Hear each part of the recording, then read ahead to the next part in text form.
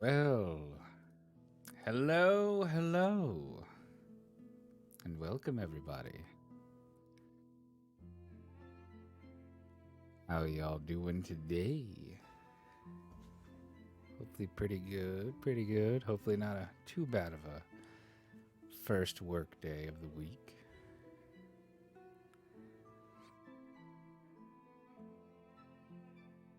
Sir Illis. Good evening, Aji. Welcome.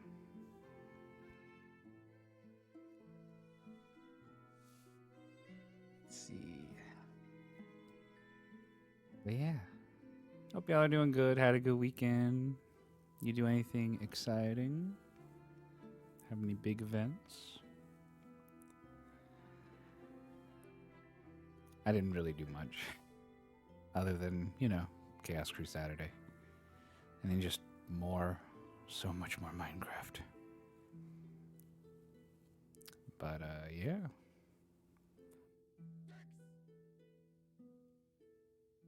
How dare you? But thank you for the Richards.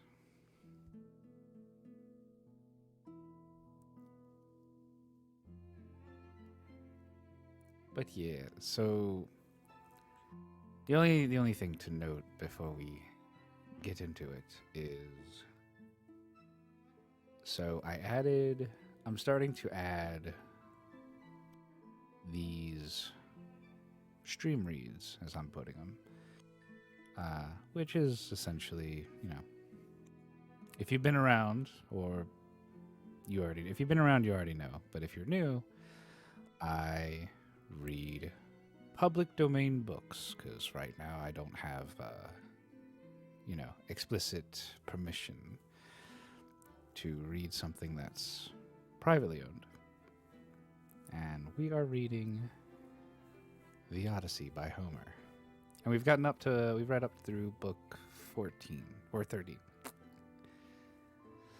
And with that, since it was suggested, I'm going to be putting these up on my YouTube, which, if you want to find my YouTube, it's in my About section, along with everything else, like Discord if you want to come by, Twitter, like all my socials is down there. I don't put commands just because I don't want bots to, mess around with that.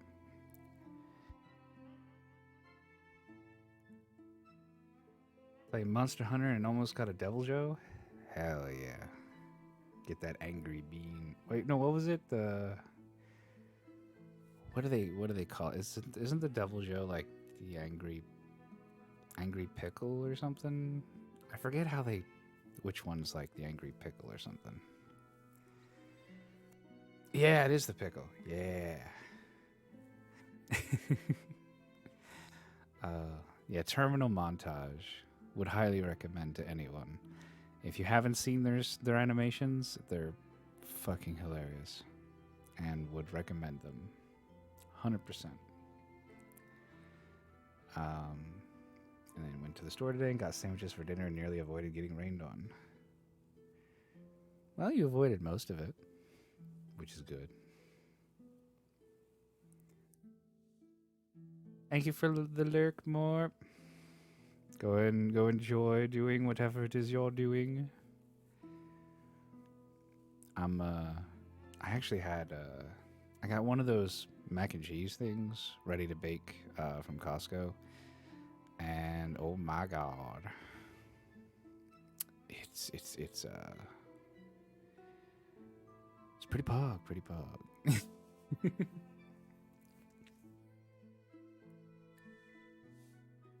All I know is Kezu is the screaming penis. Yeah. Yeah, Kezu is the go gadget pain. Yeah, Kezu has a very special place in the trash. No, I'm just kidding. Have I read Fahrenheit 451? No. This whole stream reads thing is fairly new. I've only done this like five, four, five, four, five. I want to say 5 times before.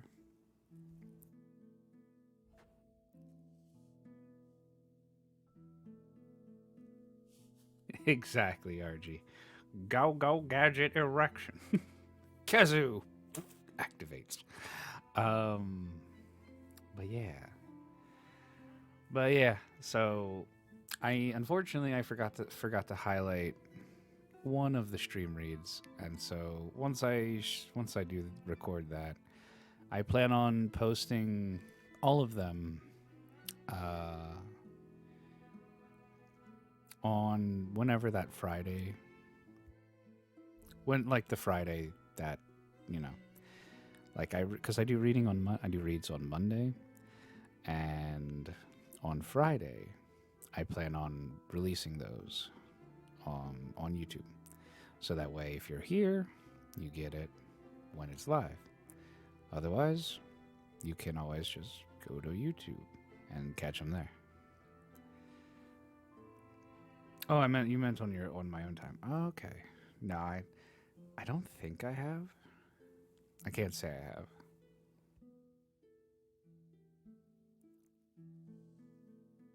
But I don't know, that could be one. Yeah. Actually, I got some books I need to read. They're still in my backpack. But yeah, no, I guess unless there's any outstanding requests, we're gonna jump into book 14 of the Odyssey by Homer.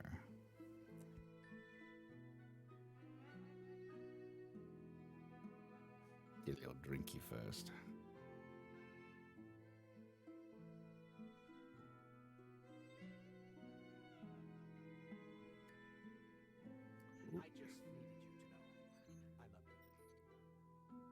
Aw. Masonic, you're not allowed to tell me what to do, alright? There's a reason I'm a VTuber, and it's so I don't have to wear pants. Okay? Also, thank you, RG.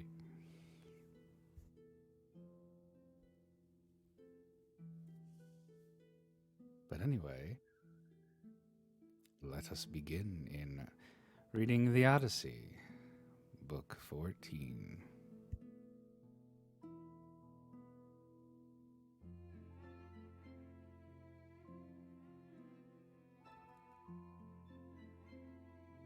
Ulysses in the hut with Eumaeus. Ulysses now left the haven and took the rough track up through the wooded country and over the crest of the mountain till he reached the place where Minerva had said that he would find the swineherd, who was the most thrifty servant he had. He found him sitting in front of his hut, which was by the yards that he had built on a site which could be seen from afar. Oh, we know he could be in the nude right now. Exactly, RG. That's the secret of being a VTuber. You never know. Anyway.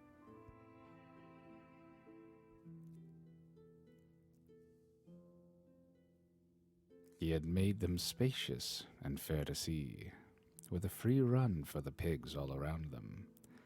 He had built them during his master's absence, of stones which he had gathered out of the ground, without saying anything to Penelope or Laertes, and he had fenced them on top of thorn bushes.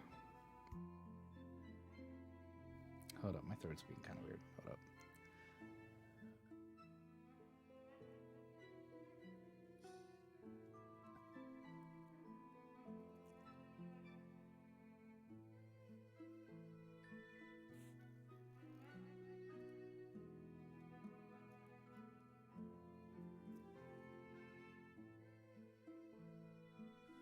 Thorn bushes, okay.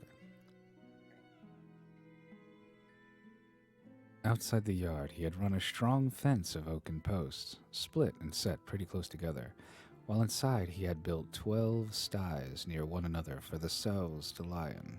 Sows.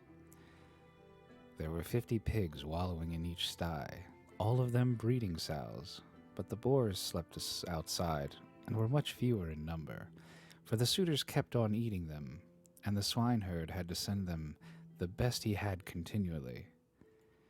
There were 360 boar pigs, and the herdsman's 4 hounds, which were as fierce as wolves, slept always with them.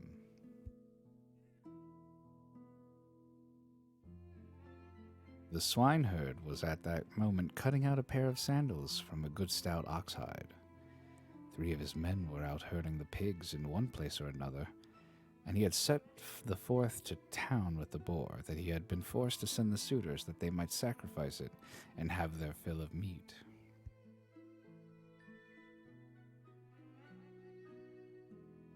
Oh, getting a little gassy. Hold up.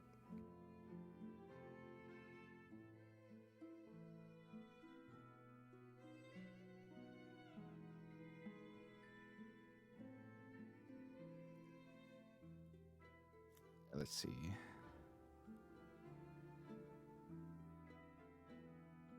When the hounds saw Ulysses, they set up a furious barking and flew at him. But Ulysses was cunning enough to sit down and loose his hold of the stick that he had in his hand. Still, he would have been torn by them in his own homestead had not the swineherd dropped his oxhide, rushed full speed through the gate of the yard, and driven the dogs off by shouting and throwing stones at them. Oh my God, that name. Thank you for following, Sucking Tom Cruise's Toes. You are now a guest of the study. Please enjoy the vibes.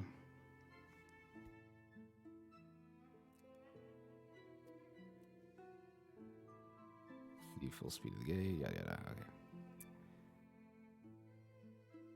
Then he said to Ulysses, "Old man, the dogs were likely to have made short work of you, and then you would have got me into trouble. The gods have given me quite enough worries without that, for I have lost the best of masters, and am in continual grief on his account. I have to attend swine for other people to eat, while he, if he yet lives to see the light of day, is starving in some distant land. But come inside, and when you have had your fill of bread and wine, tell me where you come from and all about your misfortunes."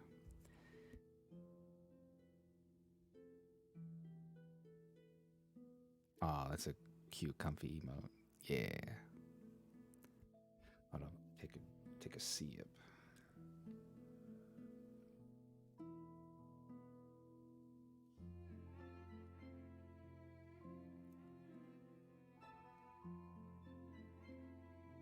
Oh, I didn't know that could do. Okay, I didn't even know that was a thing. Watching without audio.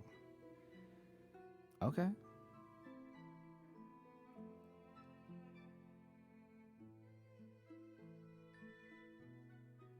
Okay, let's see.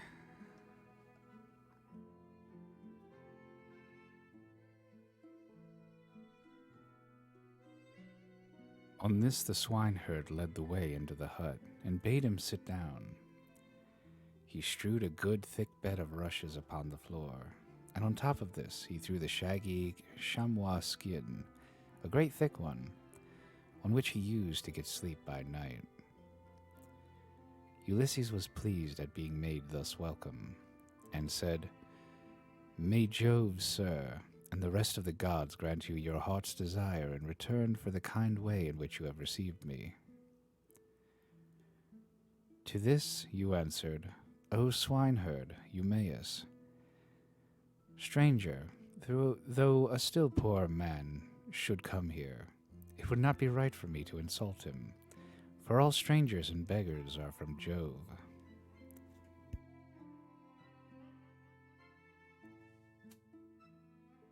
Hello, Elm. Welcome in. Oh, I missed my place. Where? Oh, there we are.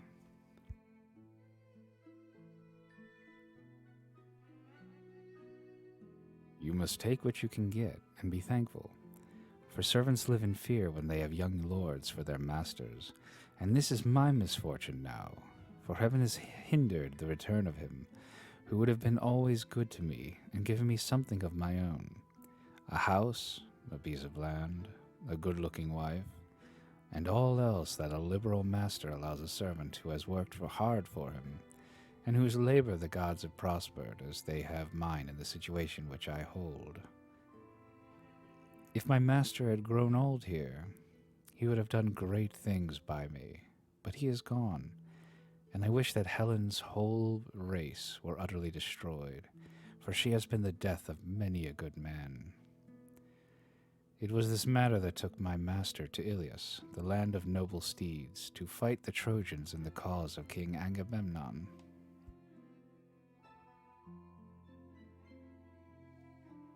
You and Gucci just popping in to listen to you read us a bedtime story? Hell yeah. Gonna put you all to sleep with some good old-fashioned The Odyssey.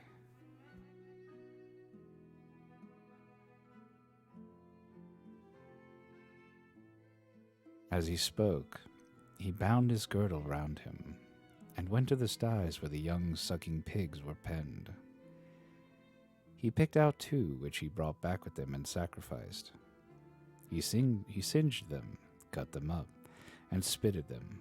When the meat was cooked, he brought it all in and set it before Ulysses, hot and still on the spit, whereon Ulysses sprinkled it over with white barley meal.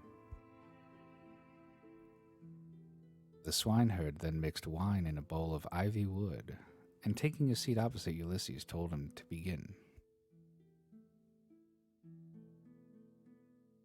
Hold up, I need another drink. Bah.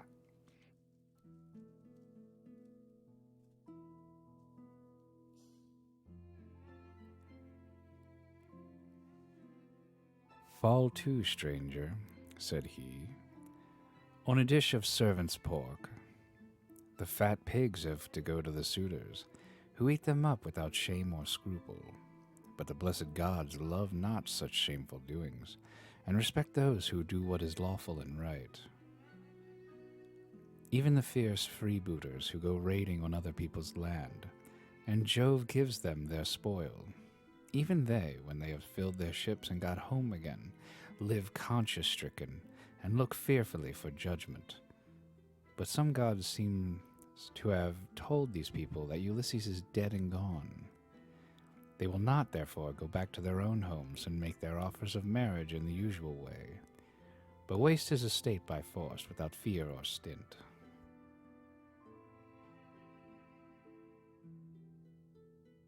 Not a day or night comes out of heaven, but they sacrifice not 1 victim nor 2 only, and they take the run of his wine, for he was exceedingly rich. No other great man, either in Ithaca or on the mainland, is as rich as he was. He had as many as 20 men put together. I will tell you what he had. There are 12 herds of cattle upon the mainland, and as many flocks of sheep. There are also 12 droves of pigs, while his own men and hired strangers feed him 12 widely spreading herds of goats. Here in Ithaca he runs even larger flocks of goats on the far end of the island, and they are in the charge of excellent goat herds. Sorry about that, my throat is being bleh.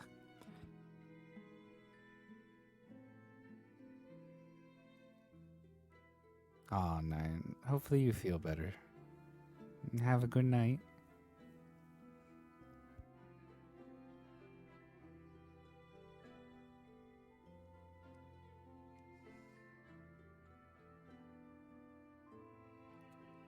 Stinking yawns.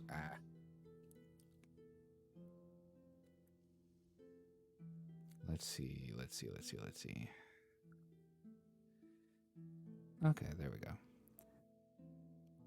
Each one of these sends the suitors the best goat in the flock every day.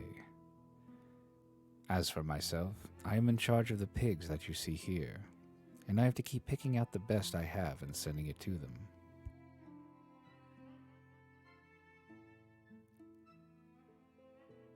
This was his story, but Ulysses went on eating and drinking ravenously without a word, brooding his revenge. Oh, a little gassy, hold up.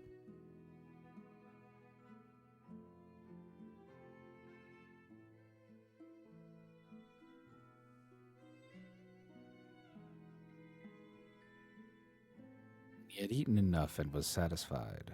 The swineherd took the bowl from which he usually drank, filled it with wine, and gave it to Ulysses, who was pleased and said as he took it in his hands, "My friend, who was this master of yours that brought you and paid for you, so rich and so powerful as you tell me? You say he perished in the cause of King Agamemnon. Tell me who he is, or who he was, in case I may have met with such a person. Jove and the other gods know, but I may be able to give you news of him, for I have traveled much."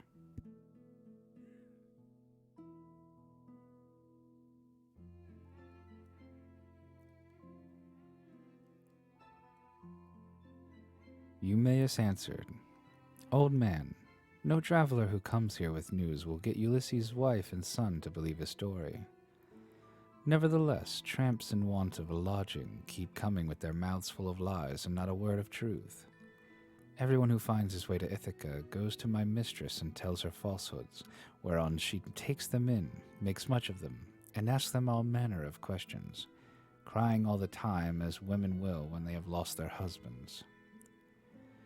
And you too, old man, for a shirt and a cloak would doubtless make up a very pretty story. But the wolves and birds of prey have long since torn Ulysses to pieces, or the fishes of the sea have eaten him, and his bones are lying buried deep in sand upon some foreign shore. He is dead and gone, and a bad business it is for all his friends, for me especially. Go where I may, I shall never find so good a master, not even if I were to go home to my mother and father where I was bred and born. I do not so much care, however, about my parents now, though I should dearly like to see them again in my own country. It is the loss of Ulysses that grieves me most. I cannot speak of him without reverence, though he is here no longer, for he was very fond of me, and took such care of me that wherever he may be, I shall always honor his memory."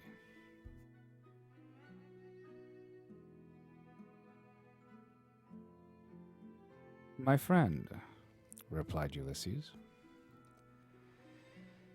"you are very positive and very hard of belief about your master's coming home again. Nevertheless, I will not merely say, but will swear that he is coming. Do not give me anything for my news till he has actually come. You may then give me a shirt and cloak of good wear if you will. I am in great want, but I will not take anything at all till then, for I hate a man, even as I hate hellfire, who lets his poverty tempt him into lying. I swear by King Jove, by the rites of hospitality, and by that hearth of Ulysses to which I have now come, that all will surely happen as I have said it will. Ulysses will return in this self-same year, with the end of this moon and the beginning of the next, and he will be here to do vengeance on all those who are ill-treating his wife and son."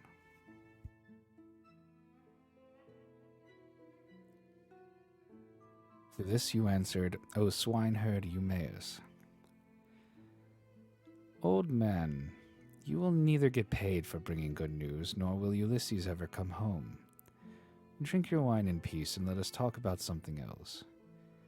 Do not keep on reminding me of all this. It always pains me when anyone speaks about my honored master. As for your oath, we will let it alone, but I only wish he may come, as do Penelope, his old father Laertes, and his son Telemachus. I am terribly unhappy, too, about this same boy of his. He was running up fast into manhood, and bade fair to be no worse man, face and figure, than his father. But someone, either god or man, has been unsettling his mind, so he has gone off to Pylos to try and get news of his father, and the suitors are lying in wait for him as he is coming home, in the hope of leaving the house of Arceisius without a name in Ithaca. But let us say no more about him, and leave him to be taken, or else to escape if the son of Saturn holds his hand over him to protect him. And now, old man, tell me your own story. Tell me also, for I want to know, who you are and where you come from." Tell me of your town and parents. What manner of ship you came in? How crew brought you to Ithaca, and from what country they profess to come? For you cannot have come by land. And Ulysses answered, I will tell you all about it. If there were meat and wine enough, we could stay here in the hut with nothing to do but to eat and drink, while the others go to their work. I could easily talk on for a whole 12 months without ever finishing the story of the sorrows with which it has been pleased heaven to visit me. I am by birth a Cretan. My father was a well-to-do man, who had many sons born in marriage, whereas I was the son of a slave whom he had purchased for a concubine. Nevertheless, my father Castor, son of Hylax, whose lineage I claim, and who has held in the highest honor among the Cretans for his wealth, prosperity, and the valor of his sons, put me on the same level with my brothers who had been born into wedlock. When, however, death took him to the house of Hades, his sons divided his estate and cast lots for their shares, but to me they gave a holding and little else.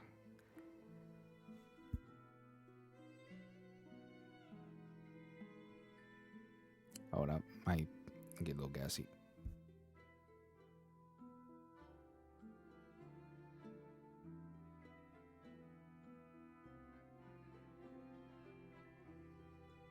Okay, where were we? Okay. Nevertheless, my valor enabled me to marry into a rich family, for I was not given to bragging or shirking on the field of battle. It is all over now. Still, if you look at the straw, you can see what the ear was, for I have had trouble enough and to spare. Mars and Minerva made me doughty in war. When I had picked my men to surprise the enemy with an ambuscade, I never gave death so much as a thought, but was the first... Oh, don't... What do you mean power off? Come on, headset, wake up.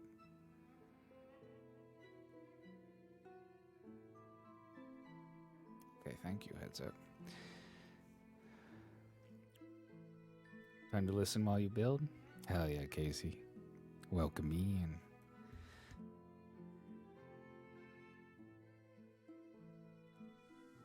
Let's see. Okay. Mars and Minerva made me doughty in war. When I had picked my men to surprise the enemy with an ambuscade, I never gave death so much as a thought, but was the first to leap forward and spear all whom I could overtake. Such was I in battle, but I did not care about farm work, nor the frugal home life of those who would bring up children. My delight was in ships, fighting, javelins, and arrows, things that most men shudder to think of. But one man likes one thing, and another, and this was what I most naturally inclined to. Oh, getting a little gassy again. Hold up.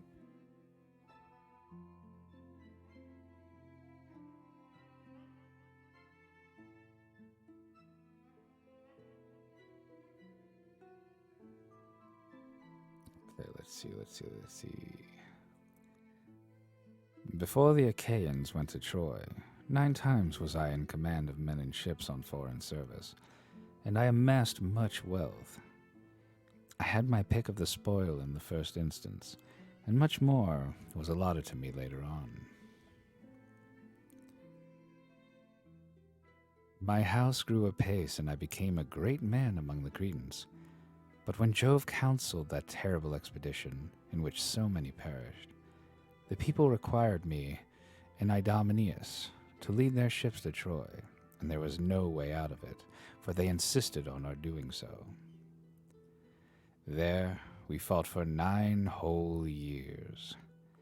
But in the 10th we sacked the city of Priam and sailed home again as heaven dispersed us. Then it was that Jove devised evil against me. I spent but 1 month happily with my children, wife, and property, and then I conceived the idea of making a descent on Egypt. So I fitted out a fine fleet and manned it.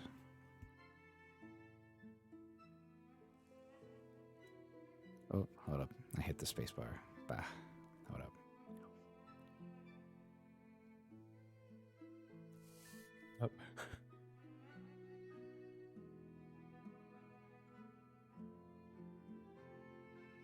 sorry about that. Hold up.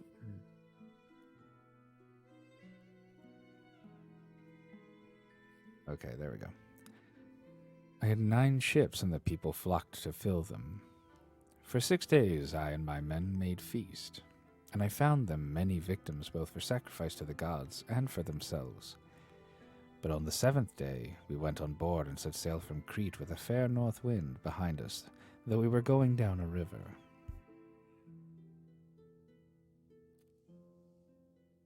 Nothing went ill with any of our ships, and we had no sickness on board, but sat where we were and let the ships go as the wind and steersmen took them.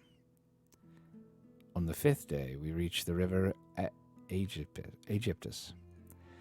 There I stationed my ships in the river, bidding my men stay by them and keep guard over them, while I sent out scouts to reconnoiter from every point of vantage.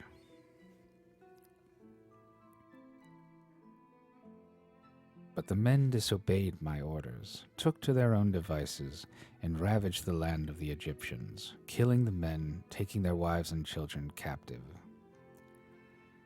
The alarm was soon carried to the city, and when they heard the war cry, the people came out at daybreak till the plain was filled with horsemen and foot soldiers, and with the gleam of armor.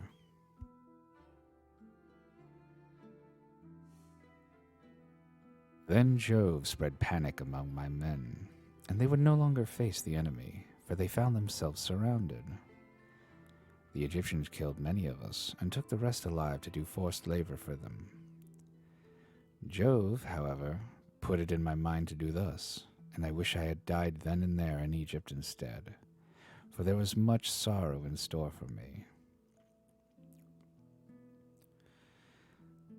I took off my helmet and shield, and dropped my spear from my hand. Then I went straight up to the king's chariot, clasped my knees, and kissed them, whereon he spared my life, bade me get into his chariot, and took me weeping to his own home. Many made at me with their ashen spears and tried to kill me in their fury, but the king protected me, for he feared the wrath of Jove, the protector of strangers, who punishes those who do evil. I stayed there for 7 years, and got together much money among the Egyptians, for they all gave me something. But when it was now going on for 8 years there, came a certain Phoenician, a cunning rascal who had already committed all sorts of villainy, and this man talked me over into going with him to Phoenicia, where his house and his possessions lay.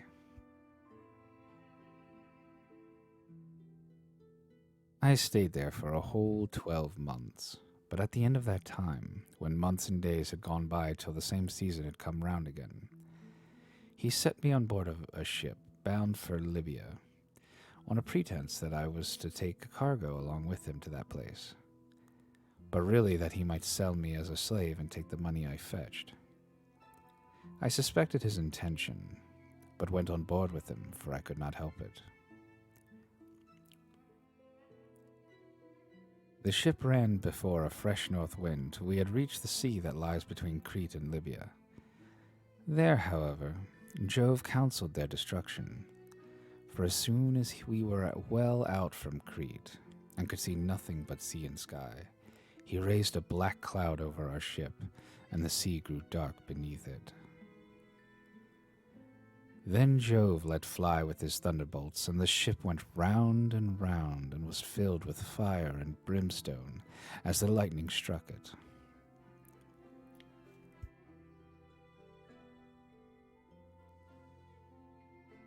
The men fell all into the sea. They were carried about in the water, round the ship, looking like so many seagulls, but the god presently deprived them of all chance of getting home again. I was all dismayed. Jove, however, sent the ship's mast within my reach, which saved my life, for I clung to it, and drifted before the fury of the gale. 9 days did I drift, but in the darkness of the 10th night, a great wave bore me on to the Thesprotian coast. There Phidon, king of the Thesprotians, entertained me hospitably without charging me anything at all. For his son found me when I was nearly dead with cold and fatigue, whereon he raised me by the hand, took me to his father's house, and gave me clothes to wear.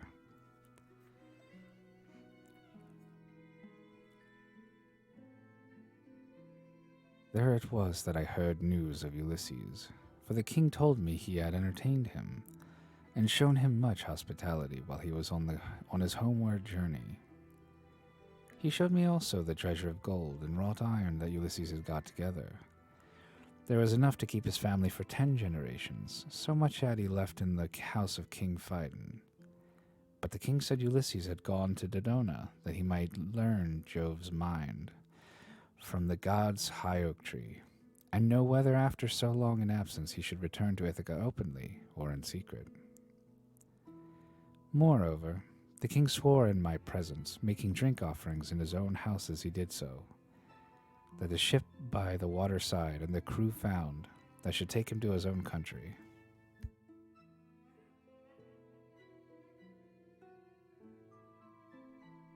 He sent me off, however, before Ulysses returned, for there happened to be a Thesprotian ship sailing for the wheat-growing island of Dulichium.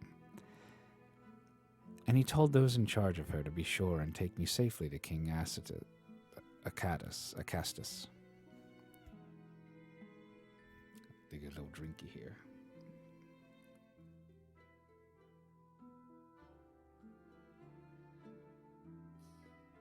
There we go.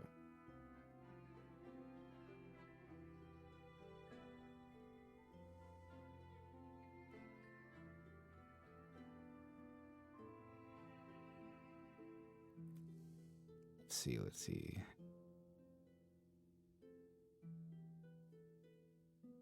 These men hatched a plot against me that would have reduced me to the very extreme of misery. For when the ship had got some way out from land, they resolved on selling me as a slave. They stripped me of the shirt and cloak that I was wearing, and gave me instead the tattered old clouts in which you now see. Then, towards nightfall, they reached the tilled lands of Ithaca, and there they bound me with a strong rope fast in the ship, while they went on shore to get supper by the seaside. But the gods soon undid my bonds for me, and having drawn my rags over my head, I slid down the rudder into the sea, where I struck out and swam till I was well clear of them, and came ashore near a thick wood in which I lay concealed. They were very angry at my having escaped, and went searching about for me, till at last they thought it was no further use and went back to their ship.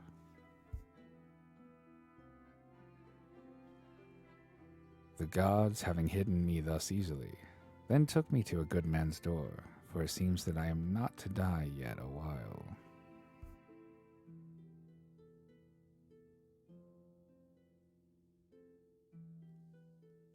To this you answered, O swineherd Eumaeus, "Poor unhappy stranger, I have found the story of your misfortunes extremely interesting, but that part about Ulysses is not right, and you will never get me to believe it.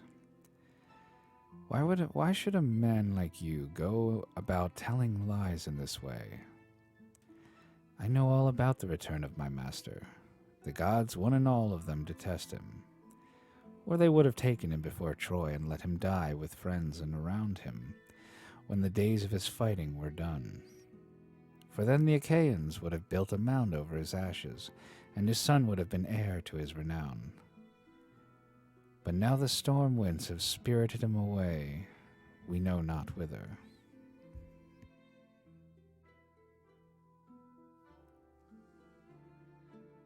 As for me, I live out of the way here with the pigs, and never go to the town unless when Penelope sends for me on the arrival of some news about Ulysses. Then they all sit around and ask questions, both those who grieve over the king's absence, and those who rejoice at it because they can eat up his property without paying for it. For my own part, I have never cared about asking anyone else since the time when I was taken in by Aetolian, who had killed a man and come a long way till at last he reached my station, and I was very kind to him.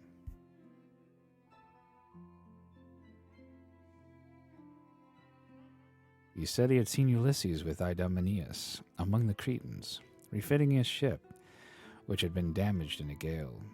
He said Ulysses would return in the following summer or autumn with his men, and that he would bring back much wealth. And now you unfortunate old man, since fate has brought you to my door, do not try to flatter me in this way with vain hopes. It is not for any such reason that I shall treat you kindly, but only out of respect for Jove, the god of hospitality, as fearing him and pitying you.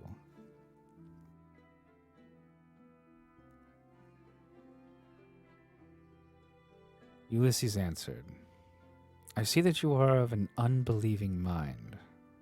I have given you my oath, and yet you will not credit me. Let us then make a bargain, and call all the gods in heaven to witness it.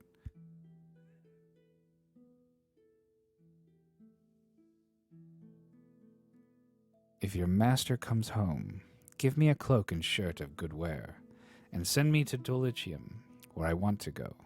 But if he does not come, as I say he will... I'm getting a little burpy, hold up.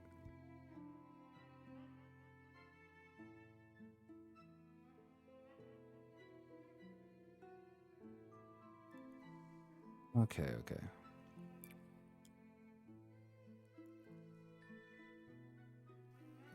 Let's see.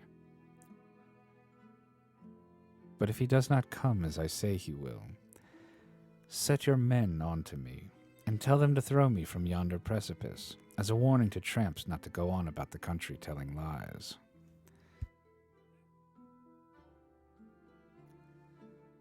And a pretty figure I should cut then, replied Eumaeus, both now and hereafter. If I were to kill you after receiving you into my hut and showing you hospitality, I should have to say my prayers in good earnest if I did, but it is just supper time, and I hope my men will come in directly, that we may cook something savory for supper.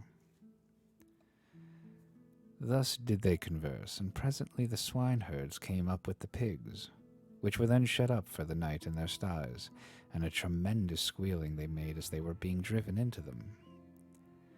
But Eumaeus called to his men and said, Bring in the best pig you have, that I may sacrifice him for the stranger, and we will take toll of him ourselves. We have had trouble enough this long time feeding pigs, while others reap the fruit of our labor.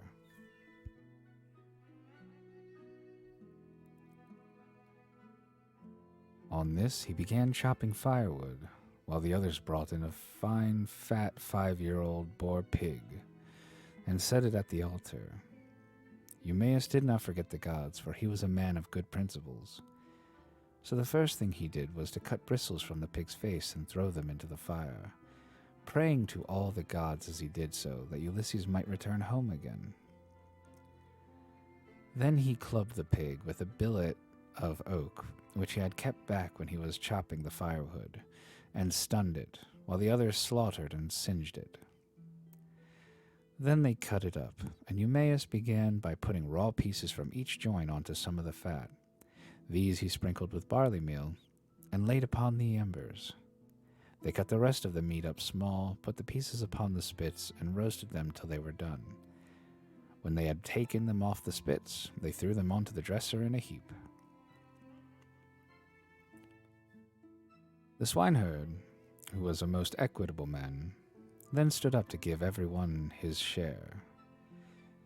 He made 7 portions. One of these he set apart for Mercury, the son of Maia, and the nymphs, praising to them as he did so. The others he dealt out to the men, man by man.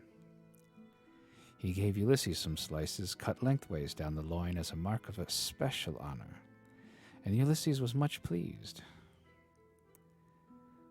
I hope, Eumaeus, said he, that Jove will be as well disposed towards you as I am, for the respect you are showing to an outcast like myself.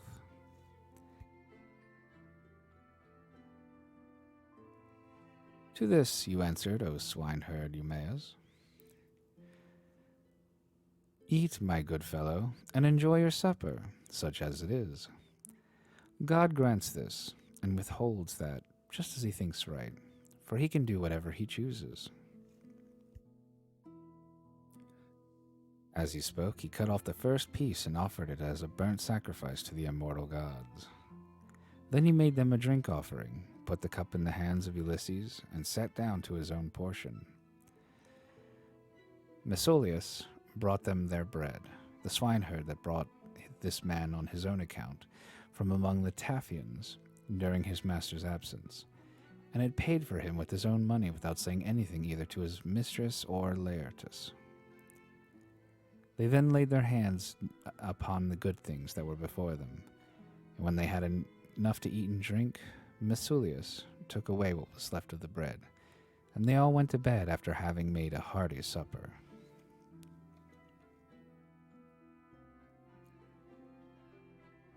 Now the night came on stormy and very dark, for there was no moon. It poured without ceasing, and the wind blew strong from the west, which is a wet quarter.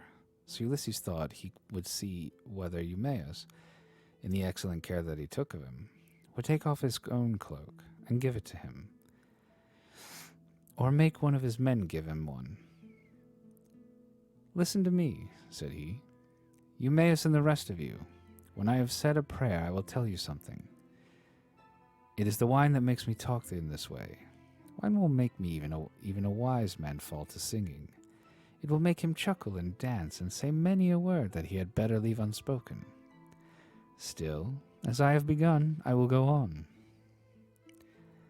Would that I were still young and strong as when we got up on an ambuscade before Troy. Menelaus and Ulysses were the leaders, but I was in command also, for the other two would have it so. When we had come up to the wall of the city, we crouched down beneath our armor and lay there, under cover of the reeds and thick brushwood that grew about the swamp. It came on to freeze with the north wind blowing. The snow fell small and fine like hoarfrost, and our shields... Headset, why are you keep powering off? Oh, probably because there's no noise. Fair enough. Well, that's fine. It's comfy vibes. Comfy reading vibes. Anyway, let's see. Yeah. Yeah, the snow fell small and fine like hoarfrost, and our shields were coated thick with rime. Hold up, getting a little gassy.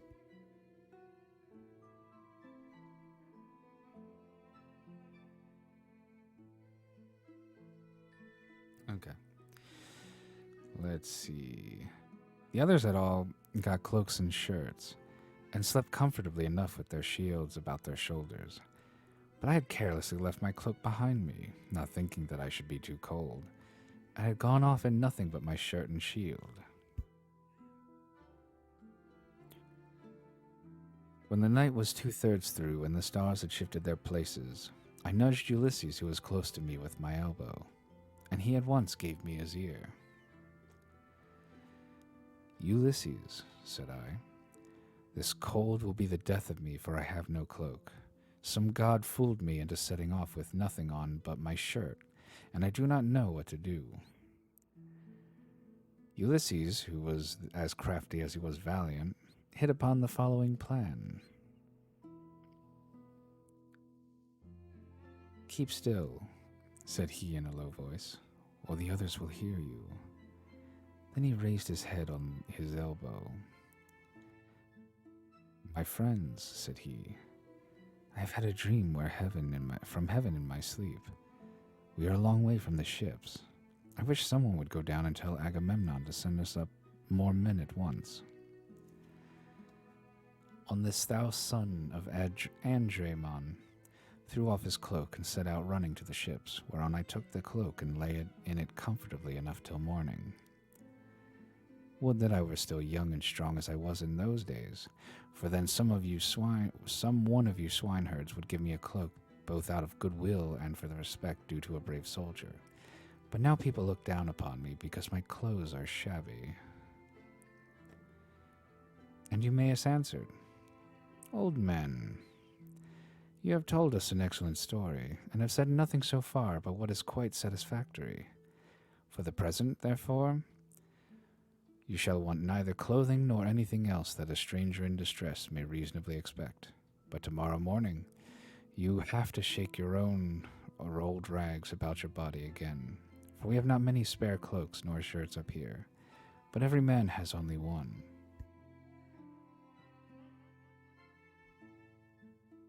When Ulysses' son comes home again, he will give you both cloak and shirt, and send you wherever you may want to go. With this, he got up and made a bed for Ulysses by throwing some goatskins and sheepskins on the ground in front of the fire. Here, Ulysses lay down, and Eumaeus covered him over with a great heavy cloak that he kept for a change in case of extraordinarily bad weather. Thus did Ulysses sleep, and the young men slept beside him. But the swineherd did not like sleeping away from his pigs, so he got ready to go outside, and Ulysses was glad to see that he looked after his property during his master's absence. First he slung his sword over his brawny shoulders, and put on a thick cloak to keep out the wind. He also took the skin of a large and well-fed goat, and a javelin in case of attack from men or dogs. Thus equipped, he went to his rest where the pigs were camping under an overhanging rock that gave them shelter from the north wind. End of Book 14.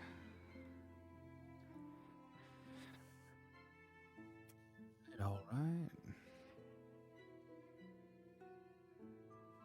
Ulysses still under the magic of Minerva. Yes. Plotting.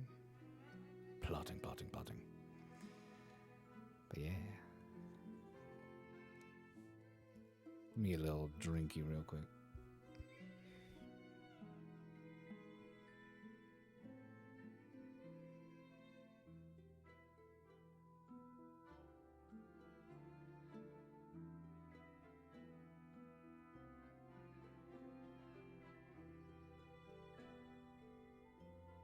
Okay. And with that, moving on to Book 15.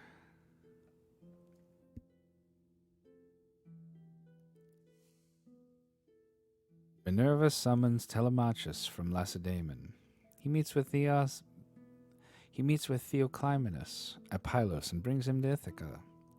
On landing, he goes to the hut of Eumaeus. That's the chapter title.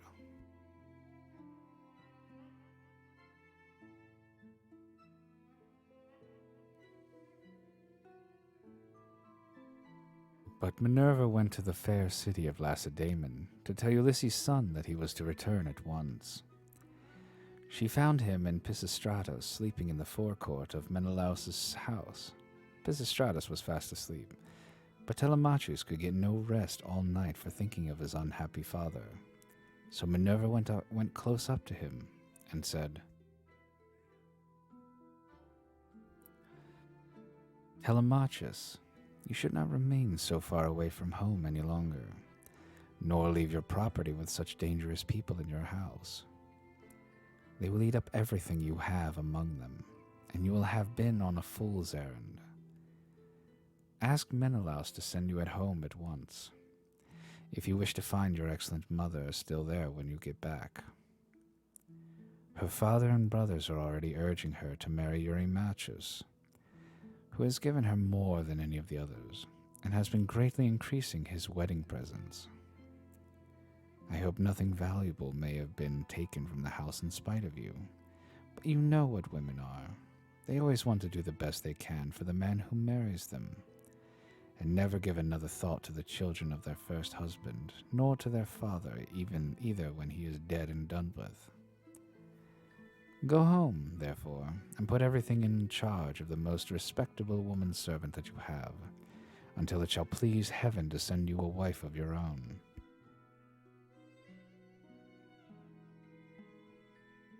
Let me tell you also of another matter which you had better attend to. The chief men among the suitors are lying in wait for you in the strait between Ithaca and Samos, and they mean to kill you before you can reach home. I do not much think they will succeed, It is more likely that some of those who are now eating up your property will find a grave themselves. Sail night and day, and keep your ship well away from the islands. The god who watches over you and protects you will send you a fair wind.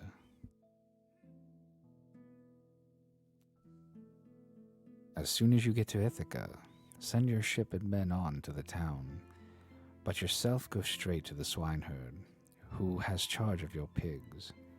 He is well disposed toward you, and stay with him, therefore, for the night, and then send him to Penelope to tell her that you have got back safe from Pylos.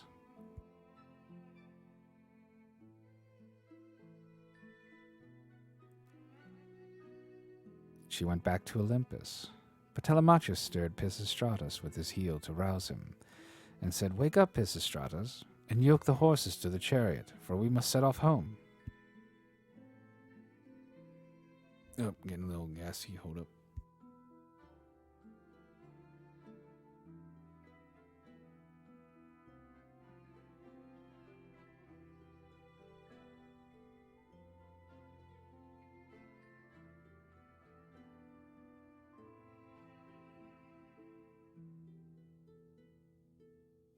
Okay.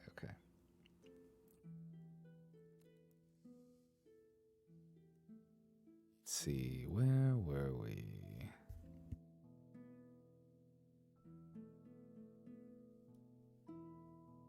But Pisistratus said, "No matter what hurry we are in, we cannot drive in the dark. It will be morning soon. Wait till Menelaus has brought his presents and put them in the chariot for us, and let him say goodbye to us in the usual way. So long as he lives, a guest should never forget a host who has shown him kindness."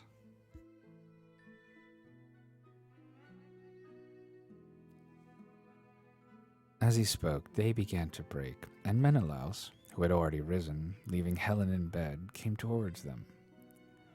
When Telemachus saw him, he put on his shirt as fast as he could, threw a great cloak over his shoulders, and went out to meet with them.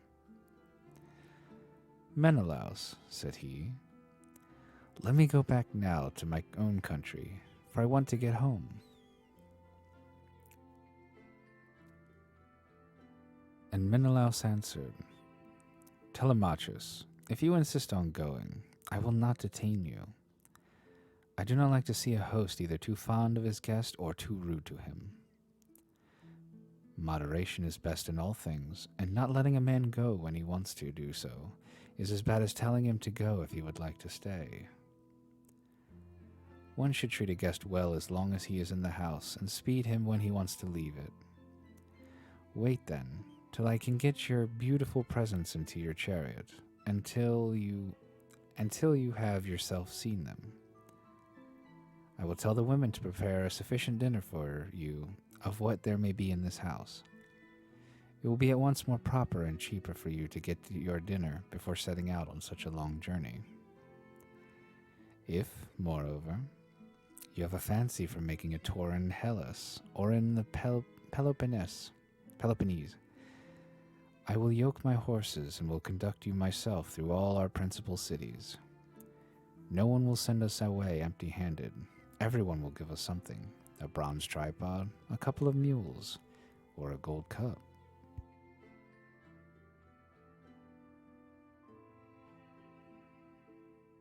"Menelaus," replied Telemachus, "I want to go home at once, for when I came away I left my property without protection, and fear that while looking for my father I shall come to ruin myself, or find that something valuable has been stolen during my absence." When Menelaus heard this, he immediately told his wife and servants to prepare a sufficient dinner from what there might be in the house. At this moment, Eteoneus joined him, for he lived close by and had just got up. So Menelaus told him to light the fire and cook some meat, which he at once did. Then Menelaus went down into his fragrant storeroom, not alone, but Helen went too, with Megapenthus. When he reached the place where the treasures of his house were kept, he selected a double cup, and told his son Megapenthus to bring also a silver mixing bowl. Meanwhile, Helen went to the chest where she kept the lovely dresses which she had made with her own hands, and took out one that was largest and most beautifully enriched with embroidery. It glittered like a star and lay at the very bottom of the chest.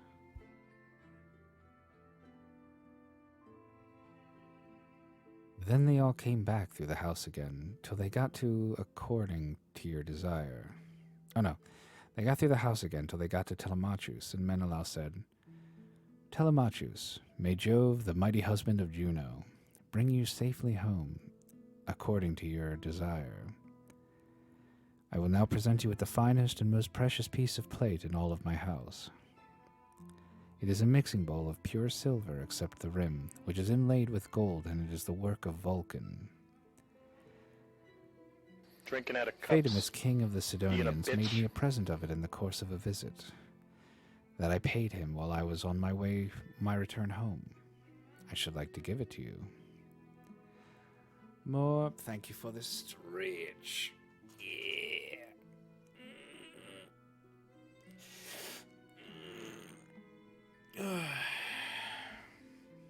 Also, don't forget to stretch that gamer neck.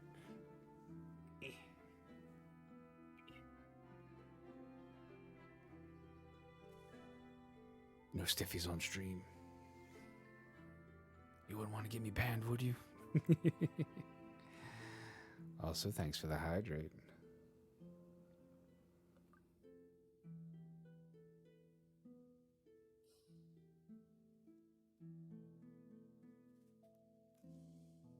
Well, let's see. Let's see.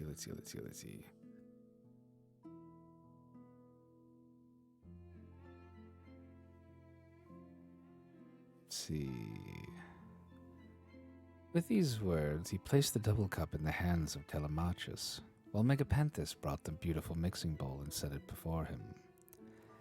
Hard by stood lovely Helen with the robe ready in her hand. I too, my son, said she, have something for you as a keepsake from the hand of Helen. It is for your bride to wear upon her wedding day. Till then, get your dear mother to keep it for you. Thus you may go back rejoicing to your own country and to your home. So saying, she gave the robe over to him, and he received it gladly. Then Pisistratus put the presents into the chariot, and admired them all as he did so. Presently Menelaus took Telemachus and Pisistratus into the house, and they both of them sat down at the table. A maidservant brought them water in a beautiful golden ewer, and poured it into a silver basin for them to wash their hands. And she drew a clean table beside them. An upper servant brought them bread and offered them many good things of what there was in the house. Eteoneus carved the meat and gave them each their portions, while Megapenthus poured out the wine. Then they laid their hands upon the good things that were before them. But as soon as they had enough to eat and drink, Telemachus and Pisistratus yoked the horses and took their places in the chariot. They drove out through the inner gateway and entered under the echoing gatehouse of the outer court, and Menelaus came after them with a golden goblet of wine in his right hand, that they might make a drink offering before they set out.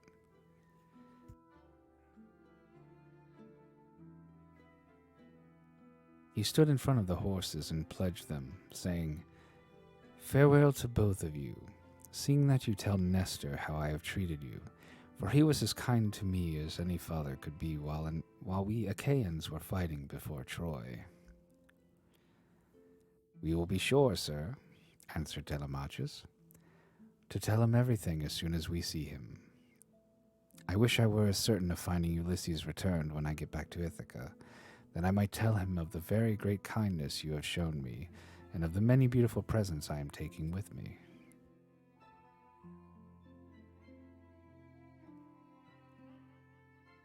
As he was thus speaking, a bird flew on his right hand, an eagle with a great white goose in its talons, which it had carried off from the farmyard. And all the men and women were running after it and shouting. It came quite close up to them and flew away on their right hands in front of the horses. When they saw it, they were glad, and their hearts took comfort within them. Whereon Pisistratus said, "Tell me, Menelaus, has heaven sent this omen for us or for you?" Menelaus was thinking what would be the most proper answer for him to make, but Helen was too quick for him and said, "I will read this matter as heaven has put it in my heart, and as I doubt not that it will come to pass. The eagle from the mountains where it was bred and has its nest, and in like manner Ulysses, after having traveled far and suffered much, will return to take his revenge, if indeed he is not back already and hatching mischief for the suitors."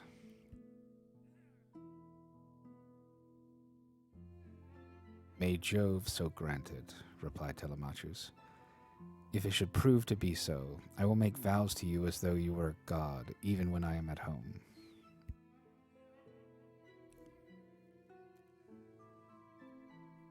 As he spoke, he lashed his horses, and they started off at full speed through the town towards the open country. They swayed the yoke upon their necks and traveled the whole day long till the sun set and darkness was over all the land. Then they reached Pherae, where Diocles lived, who was son of Artilochus, the son of Alpheus. There they passed the night and were treated hospitably. When the child of morning, rosy-fingered Dawn, appeared, they again yoked their horses and their places in the chariot. They drove out through the inner gateway and under the echoing gatehouse of the outer court. Then Pisistratus lashed his horses on, and they flew forward, nothing loath. Ere long they came to Pylos, and then Telemachus said, "Pisistratus, I hope you will promise to do what I am going to ask you.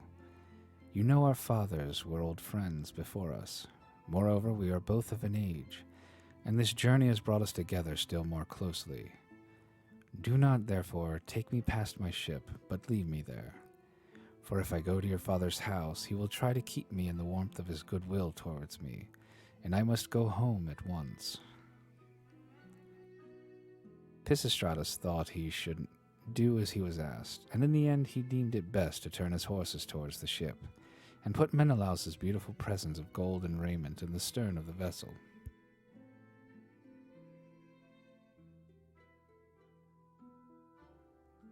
Then he said, "Go on board at once and tell your men to do so also, before I can reach home to tell my father. I know how obstinate he is, and I am sure he will not let you go. He will come down here to fetch you, and he will not go back without you, but he will be very angry." With this, he drove his goodly steeds back to the city of the Pylians, and soon reached his home. But Telemachus called the men together and gave his orders. "Now, my men," said he, "get everything in order on board the ship, and let us set out home."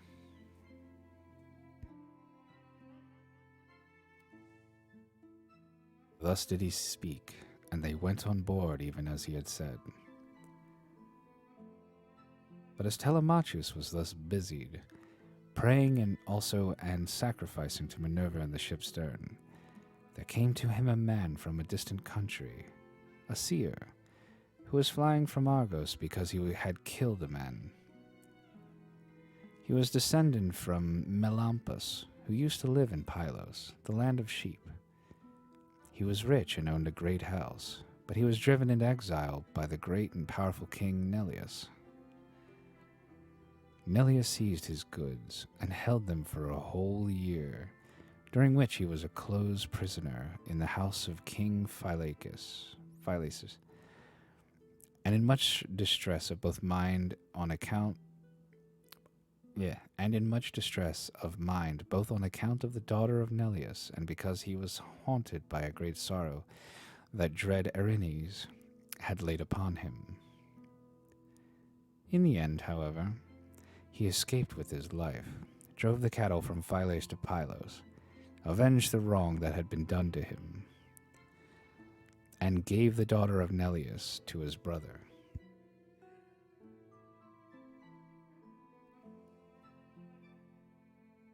Then he left the country and went to Argos, where it was ordained that he should reign over much people.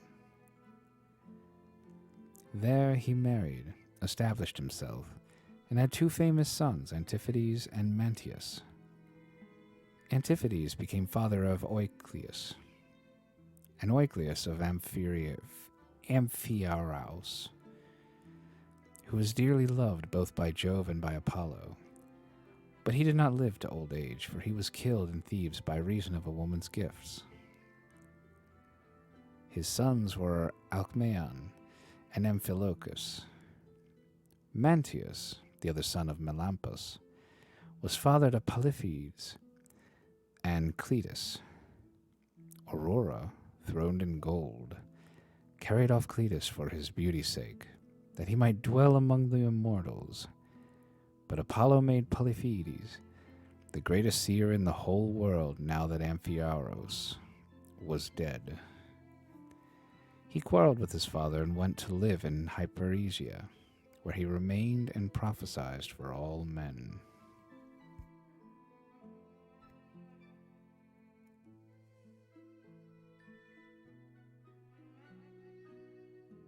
His son, Theoclymenus, it was who now came up to Telemachus as he was making drink offerings and praying in his ship.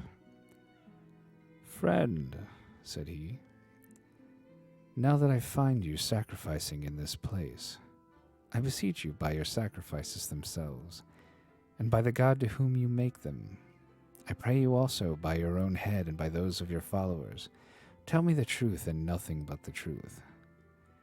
Who and whence are you? Tell me also of your town and parents."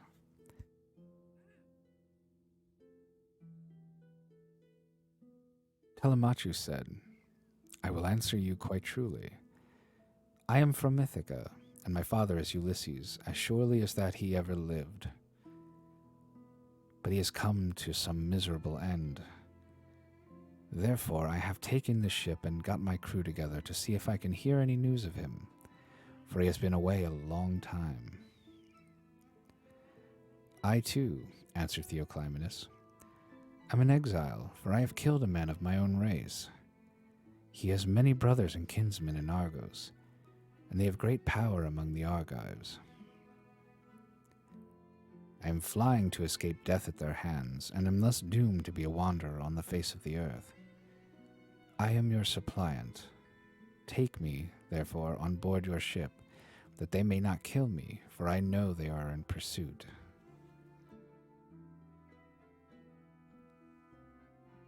"I will not refuse you," replied Telemachus.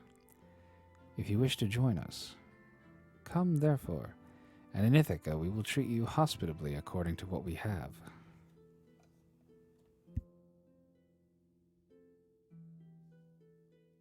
On this he received Theoclymenus' spear, and laid it down on the deck of the ship. He went on board and sat in the stern, bidding Theoclymenus sit beside him. Then the men let go of the hawsers. Telemachus told them to catch hold of the ropes, and they made all haste to do so. They set the mast in its socket in the cross-plank, raised it and made it fast with the forestays, and they hoisted their white sails with sheets of twisted oxhide. Minerva sent them a fair wind that blew fresh and strong to take the ship on her course as fast as possible. Thus then they passed by Crone and Chalcis.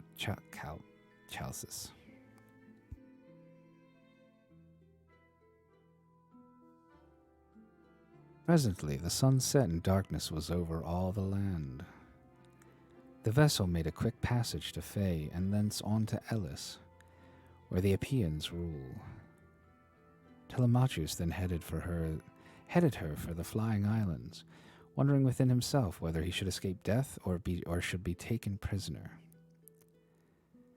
Meanwhile, Ulysses and the swineherd were eating their supper in the hut, and the men supped with them. As soon as they had had to eat and drink, Ulysses began trying to prove the swineherd, and see whether he would continue to treat him kindly, and ask him to stay on at the station, or pack him off to the city, so he said. Eumaeus, and all of you, tomorrow I want to go away and begin begging about the town, so as to be no more trouble to you or to your men.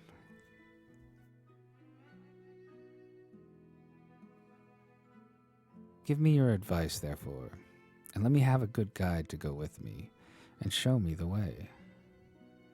I will go the round of the city begging as I needs must, to see if anyone will give me a drink and a piece of bread. I should like also to go to the house of Ulysses and bring news of her husband to Queen Penelope. I could then go about among the suitors and see if out of all their abundance they will give me a dinner. I should soon make them an excellent servant in all sorts of ways. Listen and believe when I tell you that by the blessing of Mercury, who gives grace and good name to the works of all men, there is no one living who would make a more handy servant than I should. To put fresh wood on the fire, chop fuel, carve, cook, pour out wine, and do all those services that poor men have to do for their betters.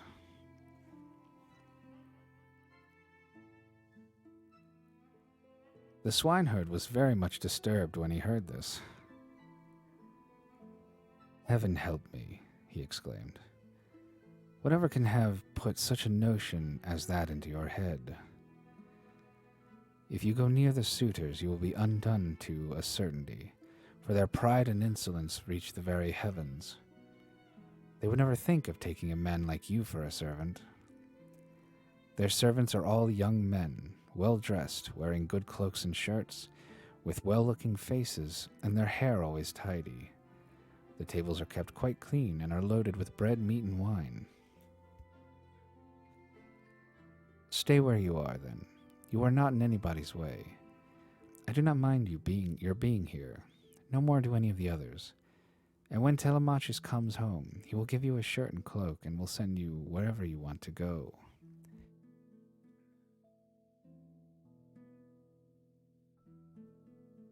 Ulysses answered, I hope you may be as dear to the gods as you are to me, for having saved me from going about and getting into trouble.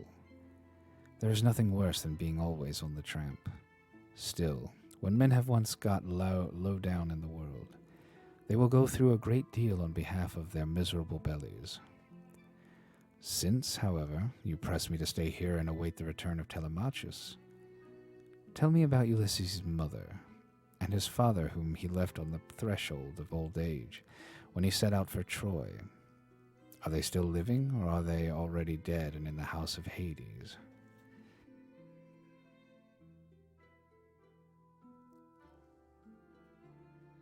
I will tell you all about them, replied Eumaeus.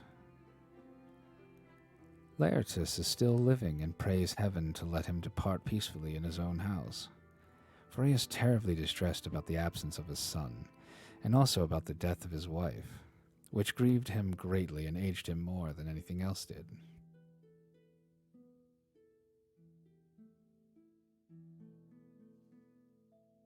She came to an unhappy end through sorrow for her son. May no friend or neighbor who has dealt kindly by me come to such an end as she did. As long as she was still living, though she was always grieving, I used to like seeing her and asking her how she did, for she brought me up along with her daughter Ctymene? Ctymene. It's like C and T right next to each other. It's interesting. The youngest of her children. We were boy and girl together, and she made little difference between us. When, however, we both grew up, they sent Ctymene, to Same, and received a splendid dowry for her. As for me, my mistress gave me a good shirt and cloak with a pair of sandals for my feet, and sent me off into the country, but she was just as fond of me as ever. This is all over now. Still, it has pleased heaven to prosper my work in the situation which I now hold. I have enough to eat and drink, and can find something for any respectable stranger who comes here. But there is no getting a kind word or deed out of my mistress, for the house has fallen into the hands of wicked people. Servants want sometimes to see their mistress, and have a talk with her. They like to have something to eat and drink at the house, and something too to take back with them into the country. This is what will keep servants in a good humor. Ulysses answered, Then you must have been a very little fellow, Eumaeus, when you were taken so far away from your home and parents.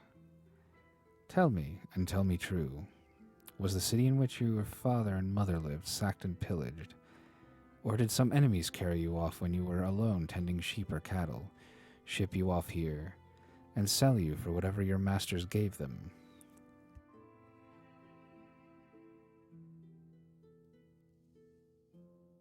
Stranger, replied Eumaeus.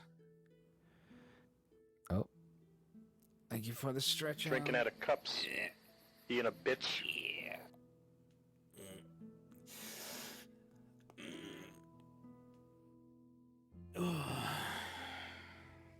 Good stuff, good stuff. Also, thank you for the hydrate.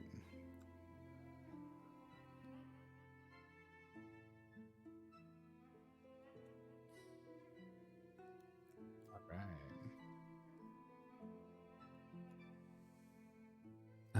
Let's see. Let's see.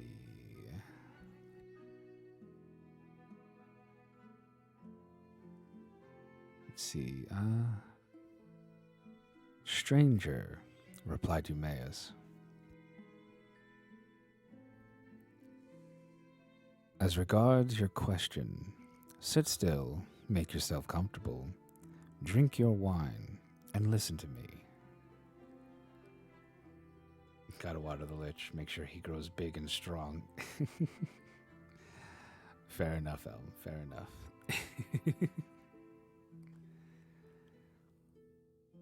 Gotta keep that mayo maker running at full capacity. Anyway, the nights are now at their longest. There is plenty of time for both sleeping and sitting up talking together. You ought not to go to bed till bedtime. Too much sleep is as bad as too little. If any one of the others wishes to go to bed, let him leave us and do so. He can then take my master's pigs out when he has done breakfast in the morning. We too will sit here, eating and drinking in the hut, and telling one another stories about our misfortunes.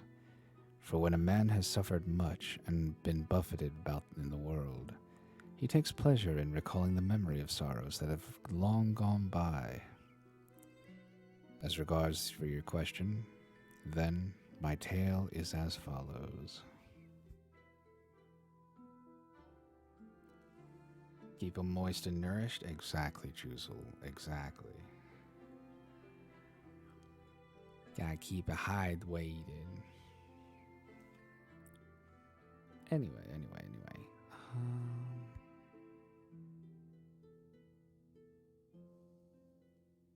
You may have heard of an island called Sira that lies over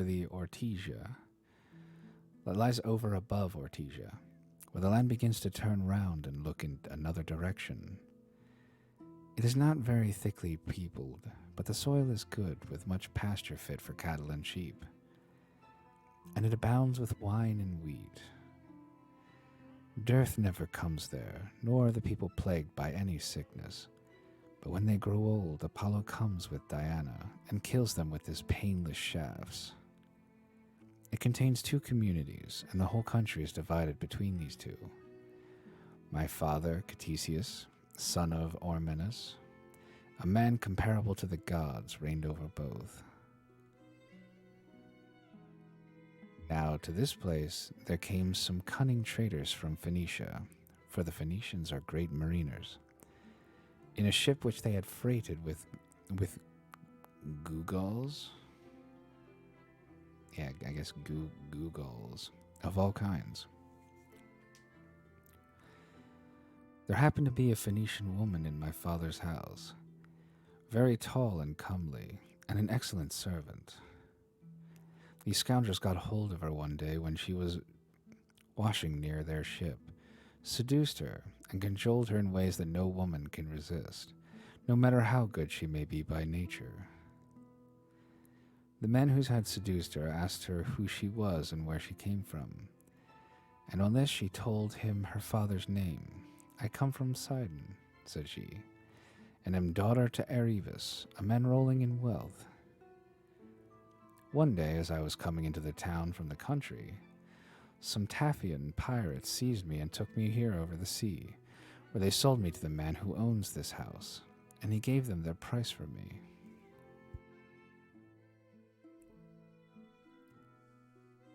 The man who had seduced her then said, 'Would you like to come along with us to see the house of your parents and your parents themselves? They are both alive and are said to be well off.' 'I will do so gladly,' answered she, 'if you men will first swear me a solemn oath that you will do me no harm by the way.'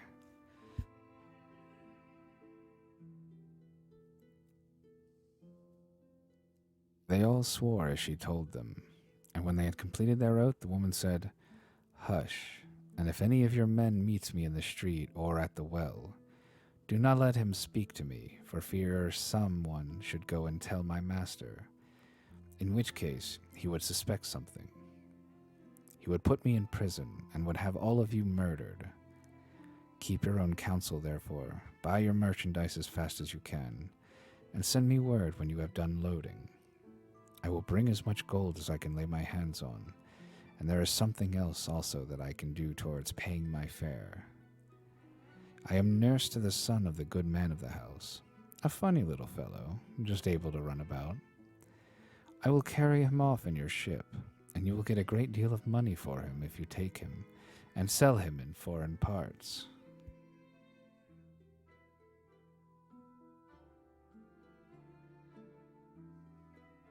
On this, she went back to the house. The Phoenicians stayed a whole year till they had loaded their ship with most precious merchandise, and then, when they had got freight enough, they sent to tell the woman. Their messenger, a very cunning fellow, came to my father's house bringing a necklace of gold with amber beads strung among it, and while my mother and the servants had it in their hands admiring it and bargaining about it, he made a sign quietly to the woman and then went back to the ship, whereon she took me by the hand and led me out of the house. Drinking out of cups. In the forepart of the house, she saw the tables set with the cups of guests who had been feasting with my father. Drinking out of cups. Hunter, I'm going to need you to stop. So many hide weights. Why you do this to me? But thank you for the hide weight. Drinking out of cups. Being a bitch. Oh, not you too, Mel.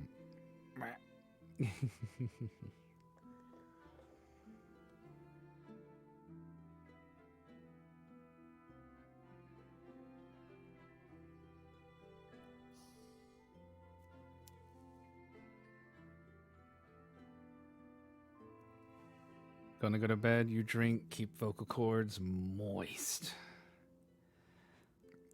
Why, thank you for keeping them all nice and lubed up for me, Hunter. Good stuff, good stuff. Make the lich wet. Exactly. That's what we like to do around here. We like to make the lich wet. We like to keep it wet. It's good for production.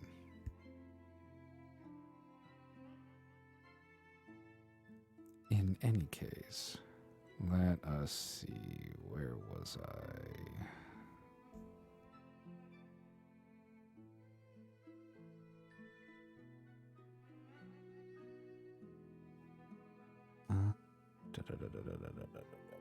Okay.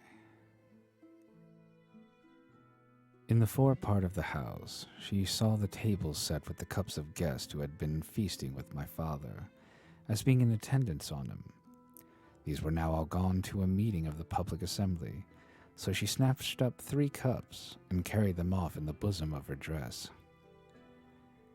While I followed her, for I knew no better, But I'm getting a little gassy. But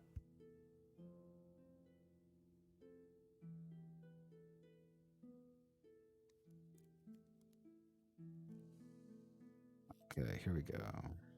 The sun was now set, and darkness was all over all the land. So we hurried on as fast as we could till we reached the harbor where the Phoenician ship was lying. When they had got on board, they sailed their ways over the sea, taking us with them, and Jove sent them a fair wind. 6 days did we sail both night and day, but on the 7th day Diana struck the woman, and she fell heavily down onto the ship's hold, as though she were a seagull alighting on the water. So they threw her overboard to the seals and fishes, and I was left all sorrowful and alone.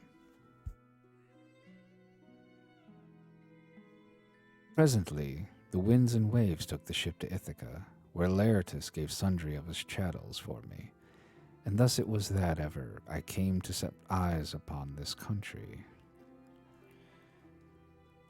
Ulysses answered, Eumaeus, I have heard the story of your misfortunes with the most lively interest and pity, but Jove has given you good as well as evil, for in spite of everything you have a good master, who sees that you always have enough to eat and drink, and you lead a good life, whereas I am still going about begging my way from city to city. Thus did they converse, and they had only a very little time left for sleep, for it was soon daybreak. In the meantime, Telemachus and his crew were nearing land. So they loosed the sails, looked down the mast, and rowed the ship into the harbor. They cast out their mooring stones and made fast the hawsers. They then got out upon the seashore, mixed their wine, and got dinner ready. As soon as they had enough to eat and drink, Telemachus said, Take the ship on to the town, but leave me here, for I want to look after the herdsmen on one of my farms. In the evening, when I have seen all I want, I will come down to the city, and tomorrow morning, in return for your trouble, I will give you all a good dinner with meat and wine.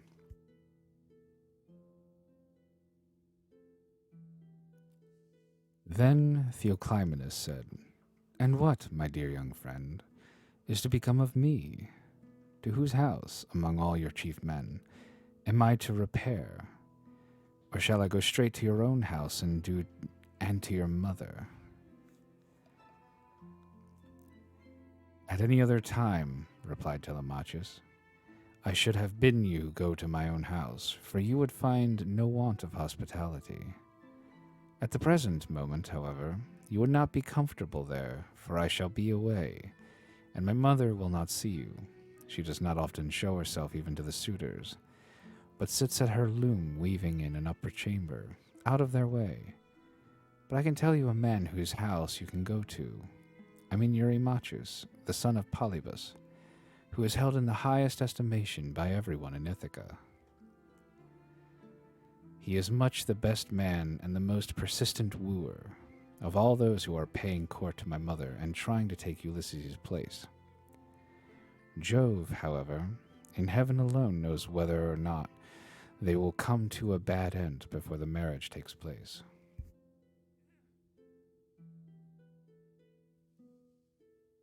As he was speaking, a bird flew by upon his right hand, a hawk, Apollo's messenger.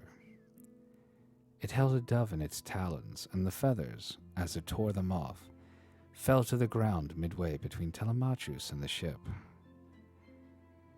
On this, Theoclymenus called him apart and caught him by the hand. Telemachus, said he, that bird did not fly on your right hand without having been sent there by some god. As soon as I saw it, I knew it was an omen. It means that you will remain powerful, and there will be no house in Ithaca more royal than your own. Alright, Illis, good night and have a good rest of your stream. Have a good night, Hopefully you get good sleep. Thanks for coming by.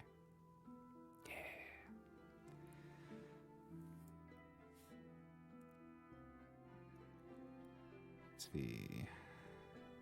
Okay. I wish it may prove so, answered Telemachus. If it does, I will show you so much goodwill and give you so many presents that all who meet you will congratulate you. Then he said to his friend Piraeus, Piraeus, son of Clydius, you have throughout shown yourself the most willing to serve me of all those who have accompanied me to Pylos. I wish you would take this stranger to your own house and entertain him hospitably till I can come for him. And Piraeus answered, Telemachus, you may stay away as long as you please, but I will look after him for you, and he shall find no lack of hospitality.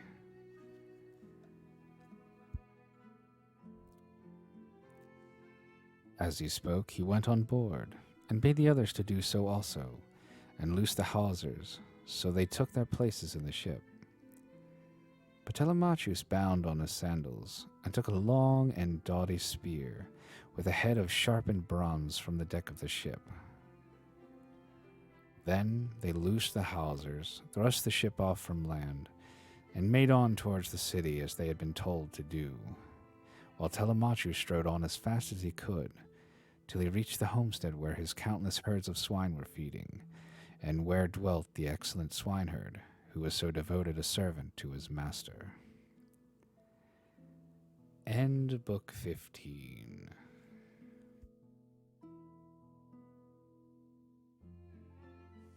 All right, I'm going to have to get some more water. Hold up, y'all. It's my BRB. There you are. Bum bum. BRB. I get me some more water.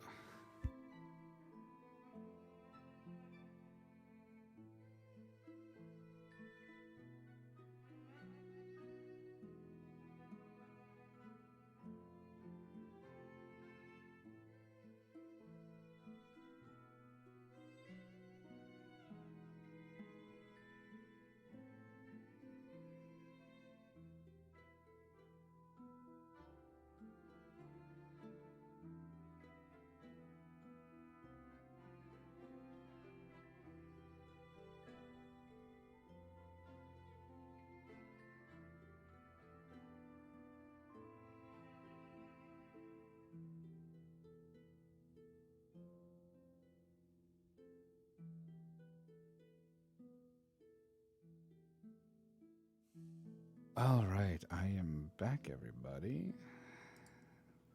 All right.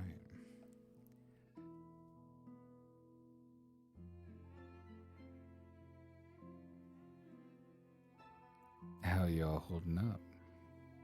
You doing good? Or have I actually put people to sleep?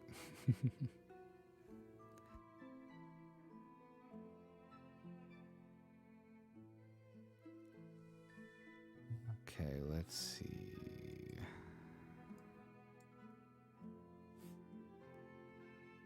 Then.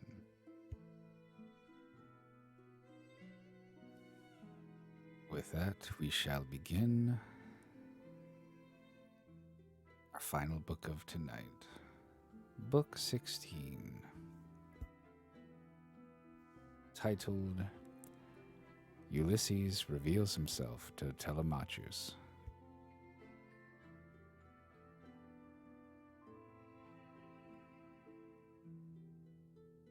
Hold up, get a little burpee.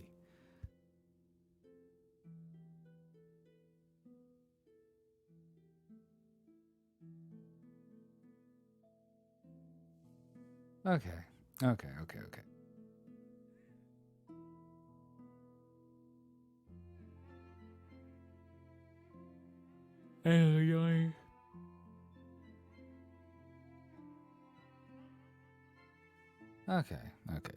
Yeah, there we go. We got all that out of us. We're good now.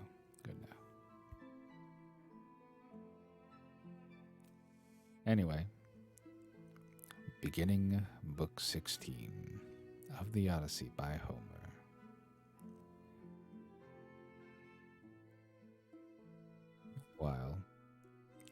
Meanwhile, Ulysses and the swineherd had lit a fire in the hut and were getting breakfast ready at daybreak, for they had sent the men out with the pigs. When Telemachus came up, the dogs did not bark, but fawned upon him. So Ulysses, hearing the sound of feet and noticing that the dogs did not bark, said to Eumaeus, "Eumaeus, I hear footsteps. I suppose one of your men or some one of your acquaintance is coming here, for the dogs are fawning upon him and not barking."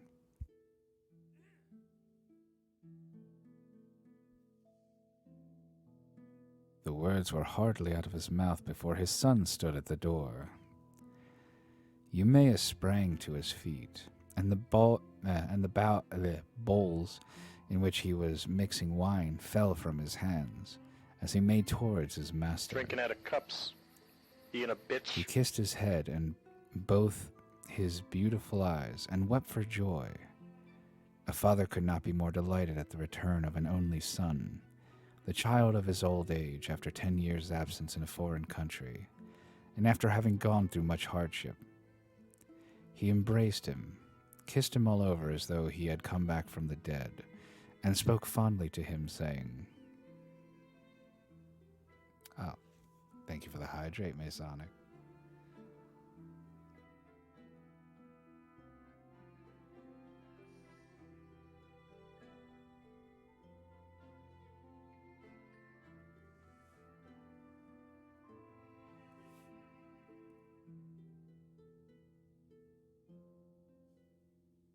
Let's see.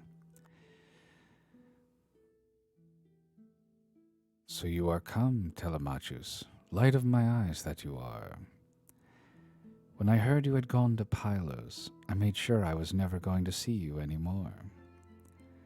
Come in, my dear child, and sit down, that I may have a good look at you now that you are home again. It is not very often you come into the country to see us herdsmen. You stick pretty close to the town generally.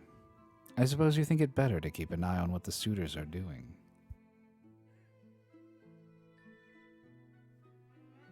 "So be it, old friend," answered Telemachus. "But I am come now because I want to see you, and to learn whether my mother is still at her old home, or whether someone else has married her, so that the bed of Ulysses is without bedding and covered with cobwebs." "She is still at the house," replied Eumaeus, "grieving and breaking her heart, and doing nothing but weep, both night and day continually."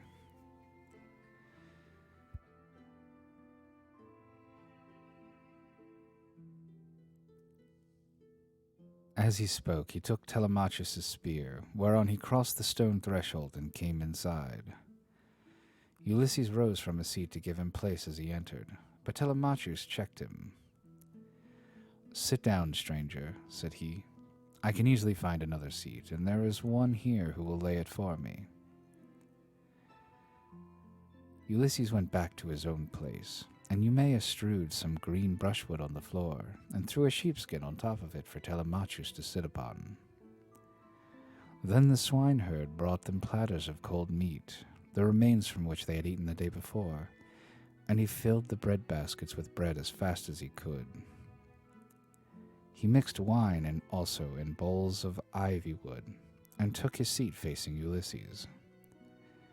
Then they laid their hands on the good things that were before them, and as soon as they had enough to eat and drink, Telemachus said to Eumaeus, "Old friend, where does this stranger come from? How did his crew bring him to Ithaca, and who were they? For assuredly he did not come here by land."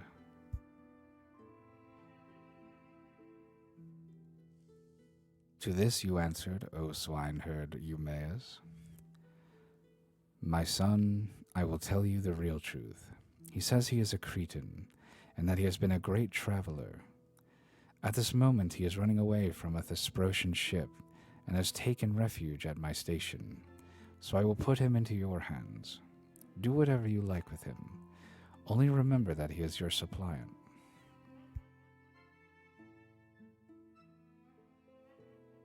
"I am very much distressed," said Telemachus, "by what you have just told me. How can I not take this stranger into my house? I am as yet young, and am not strong enough to hold my own if any man attacks me. My mother cannot make up her mind whether to stay where she is and look after the house out of respect for public opinion and the memory of her husband, or whether the time has now come for her to take the best man of those who are wooing her, and the one who will make her the most advantageous offer. Still, as the stranger has come to your station, I will find him a cloak and shirt of good wear, with a sword and sandals, and will send him wherever he wants to go. Or if you like, you can keep him here at the station, and I will send him clothes and food that he may be no burden on you and on your men. But I will not have him go near the suitors, for they are very insolent and are sure to ill-treat him in a way that would greatly grieve me. No matter how many valiant a man may be, he can do nothing against numbers, for they will be too strong for him.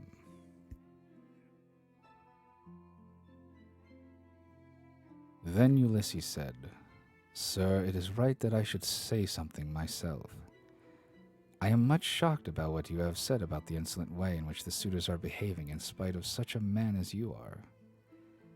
Tell me, do you submit to such treatment tamely, or has some god set your people against you?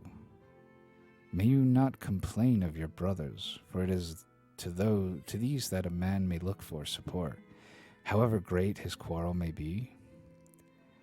I wish I were as young as you are and in my present mind. If I were son to Ulysses, or indeed Ulysses himself, I would rather someone came and cut my head off, but I would go to the house and be the bane of every one of those men. If they were too many for me, I being single-handed, I would rather die fighting in my own house than see such disgraceful sights day after day. Strangers grossly maltreated, and men dragging the women servants about the house in an unseemly way. Wine drawn recklessly, and bread wasted all to no purpose for an end that shall never be accomplished. And Telemachus answered, I will tell you truly everything.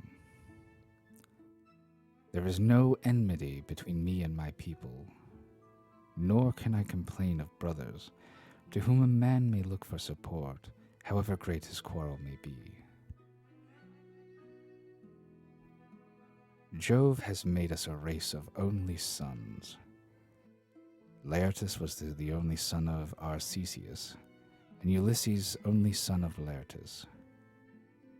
I am myself the only son of Ulysses, who left me behind him when he went away, so that I have never been of any use to him. Hence it comes to my house in the hands of numberless marauders, for the chiefs from all the neighboring islands, Dulichium, Same, Zacynthus,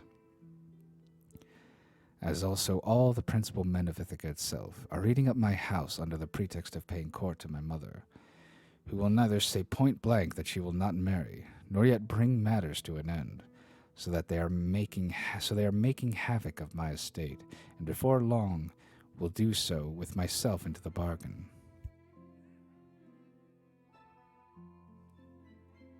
The issue, however, rests with heaven. But do you, old friend Eumaeus, go at once and tell Penelope that I am safe and have returned from Pylos. Tell it to herself alone, and then come back here without letting anyone else know, for there are many who are plotting mischief against me. I understand and heed you, replied Eumaeus. You need instruct me no further. Only as I am going that way, say whether I had not better let poor Laertes know that you are returned. He used to superintend the work on his farm in spite of his bitter sorrow about Ulysses, and he would eat and drink at will along with his servants. But they tell me that from the day on which you set out for Pylos, he has neither eaten nor drunk as he ought to do, nor does he look after his farm, but sits weeping and wasting the flesh from off his bones. More's the pity, answered Telemachus. I am sorry for him, but we must leave him to himself just now. If people could have everything their own way, the first thing I should choose would be the return of my father. But go, and give your message. Then make haste back again, and do not return out of your way to tell Laertes. Tell my mother to send one of her women secretly with the news at once, and let him hear it from her.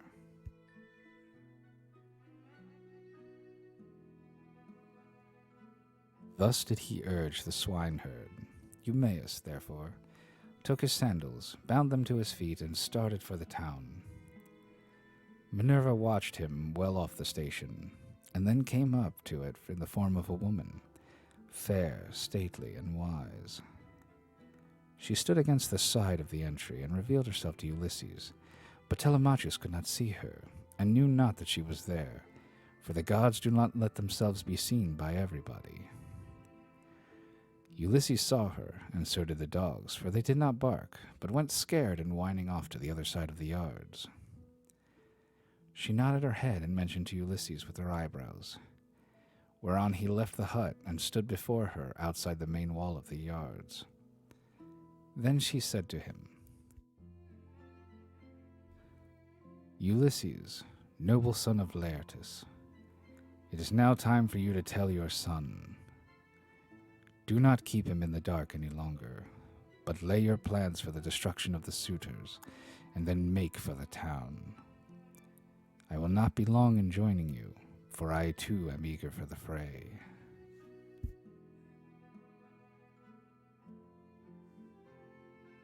As she spoke, she touched him with her golden wand. First, she threw a fair, clean shirt and cloak about his shoulders. Then she made him younger and of more imposing presence. She gave him back his color, filled out his cheeks, and let his beard become dark again. Then she went away, and Ulysses came back inside the hut. His son was astounded when he saw him, and turned his eyes away for fear he might be looking upon a god. Stranger, said he, how suddenly you have changed from what you were a moment or two ago. You are dressed differently, and your color is not the same. Are you someone or other of the gods that live in heaven? If so, be propitious to me till I can make you do sacrifice and offerings of wrought gold. Have mercy upon me. And Ulysses said, I am no god. Why should you take me for one? I am your father, on whose account you grieve and suffer so much at the hands of lawless men. As he spoke, he kissed his son, and a tear fell from his cheek onto the ground, for he had restrained all tears till now. But Telemachus could not yet believe that it was his father, and said, You are not my father, but some god is flattering me with vain hopes that I may grieve the more hereafter. No mortal man could of himself contrive to do as you have been doing, and make yourself old and young at a moment's notice, unless a god were with him. A second ago you were old and all in rags, and now you are like some god come down from heaven. Ulysses answered, Telemachus, you ought not be so immeasurably astonished at my being really here. There is no other Ulysses who will come hereafter. Such as I am, it is I, who after long wandering and much hardship have got home in the 20th year to my own country.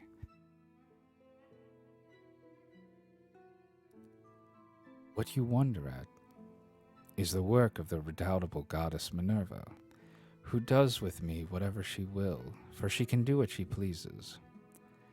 At one moment she makes me like a beggar, and the next I am a young man with good looks on my back, or good clothes on my back. It is an easy matter for the gods, who live in heaven, to make any man look either rich or poor.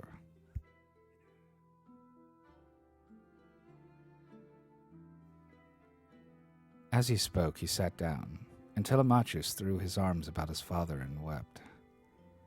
They were both so much moved that they cried aloud like eagles or vultures with crooked talons that have been robbed of their half-fledged young by peasants. Thus piteously did they weep, and the sun would have gone down upon their mourning if Telemachus had not suddenly said, In what ship, my dear father, did your crew bring you to Ithaca? Of what nation did they declare themselves to be? For you cannot have come by land.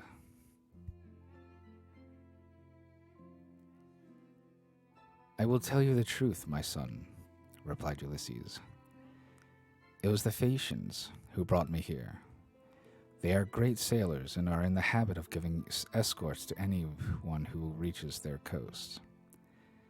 They took me over the sea while I was fast asleep and landed me in Ithaca, after giving me many presents in bronze, gold, and raiment. These things, by heaven's mercy, are lying concealed in a cave, and I am now come here on the suggestion of Minerva that we may consult about killing our enemies. First, therefore, give me a list of the suitors, with their number, that I may learn who and how many they are.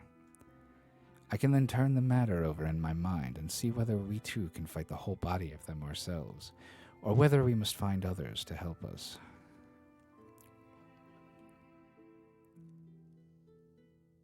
To this Telemachus answered, Father, I have always heard of your renown both in the field and in council, but the task you talk of is a very great one. I am awed at the mere thought of it. 2 men cannot stand against many and brave ones.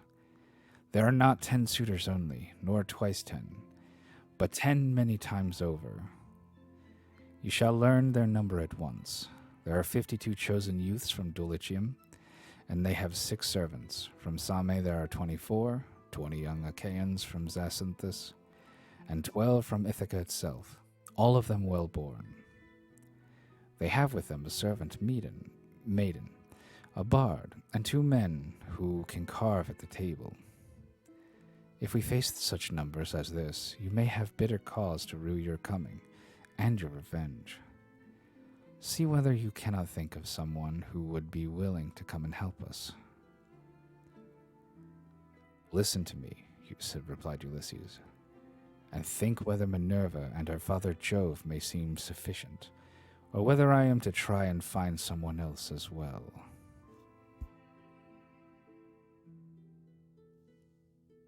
Those whom you have named, answered Telemachus, are a couple of good allies, for though they dwell high up among the clouds, they have power over both gods and men. These 2, continued Ulysses, will not keep long out of the fray when the suitors and we join fight in my house. Now, therefore, return home early tomorrow morning, and go about among the suitors as before. Later on, the swineherd will bring me to the cities disguised as a miserable old beggar. If you see them ill-treating me, steel your heart against my sufferings, even though they drag me feet foremost out of the house, or throw things at me. Look on and do nothing beyond gently trying to make them behave more reasonably. But they will not listen to you, for the day of their reckoning is at hand. Furthermore, I say, and lay my saying to your heart, when Minerva shall put it in my mind, I will nod my head to you, and on seeing me do this, you must collect all the armor that is in the house and hide it in the strong storeroom. Make some excuse when the suitors ask you why you are removing it, and say that you have taken it to be out of the way of the smoke, inasmuch as it is no longer what it is when Ulysses went away, but has become soiled and begrimed with soot. Add to this more particularly that you are afraid Jove may set them on to quarrel over their wine, and that they may do each other some harm which may disgrace both banquet and wooing. For the sight of arms sometimes tempts people to use them. But leave a sword and spear apiece for yourself and me, and a couple of oxhide shields, so that we can snatch them up at any moment. Jove and Minerva will then soon quiet these people. There is also another matter. If you are indeed my son and my blood runs in your veins, let no one know that Ulysses is within the house. Neither Laertes, nor yet the swineherd, nor any of the servants, nor even Penelope herself. Let you and me exploit the women alone, and let us also make trial of some other of the men servants to see who is on our side and whose hand is against us.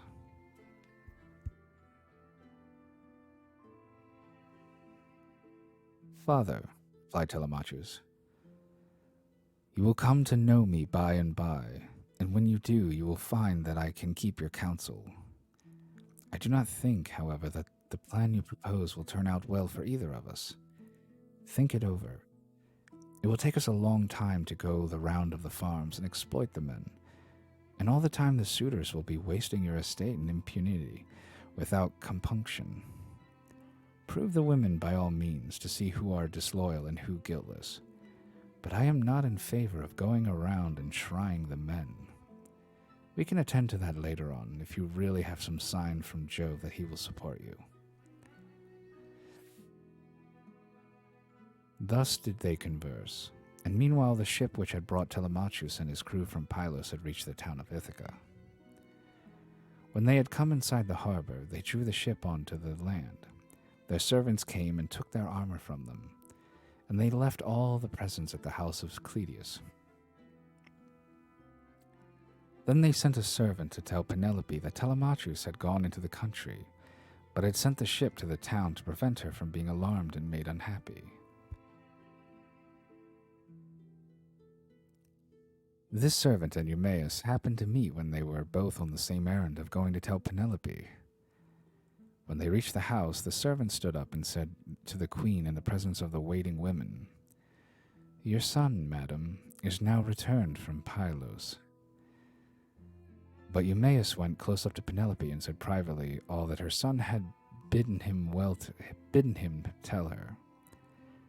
When he had given his message, he left the house with its outbuildings and went back to his pigs again.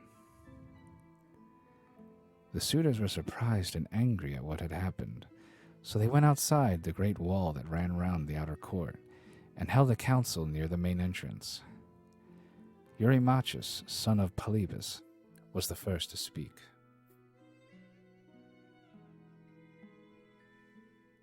"My friends," said he, "this voyage of Telemachus is a very serious matter. We had made sure that it would come to nothing.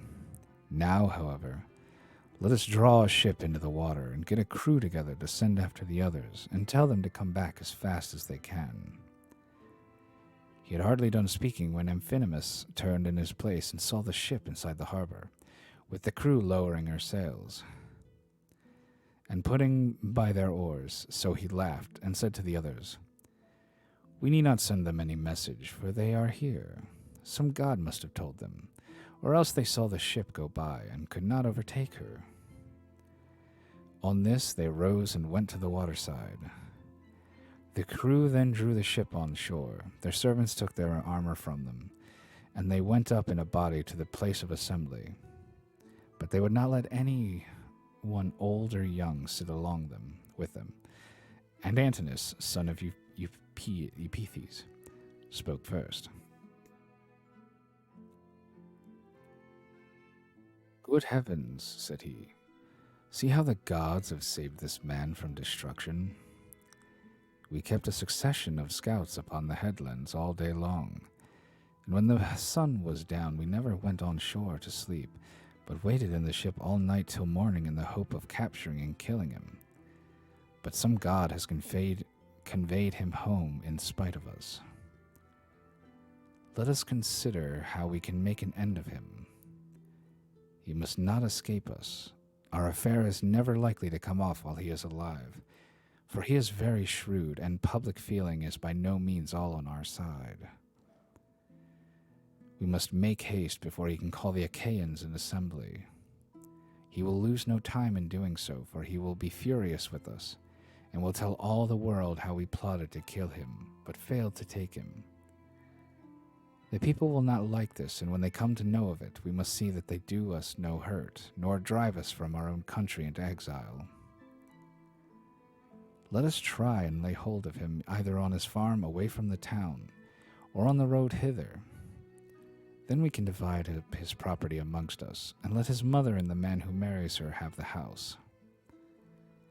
If this does not please you, and you wish Telemachus to live on and hold his father's property, then we must not gather here, and eat up his goods in this way, but must make our efforts to Penelope, each from his own house. And she can marry the man who will give the most for her, and whose lot it is to win her."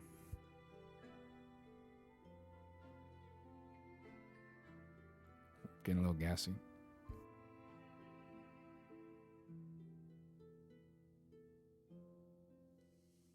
Okay. Doo-doo-doo-doo-doo. Okay, here we go. They all held their peace until Amphinomus rose to speak. He was the son of Nisus, who was son to King Aretius, and he was foremost among all the suitors from the wheat-growing and well-grassed island of Dulichium. His conversation, moreover, was more agreeable to Penelope than that of any of the other suitors, for he was a man of good natural disposition.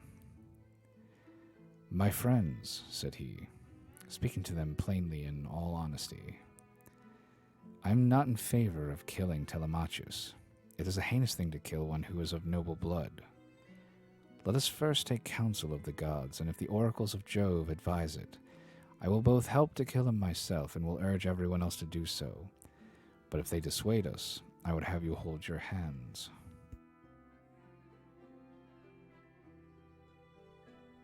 Thus did he speak, and his words pleased them well.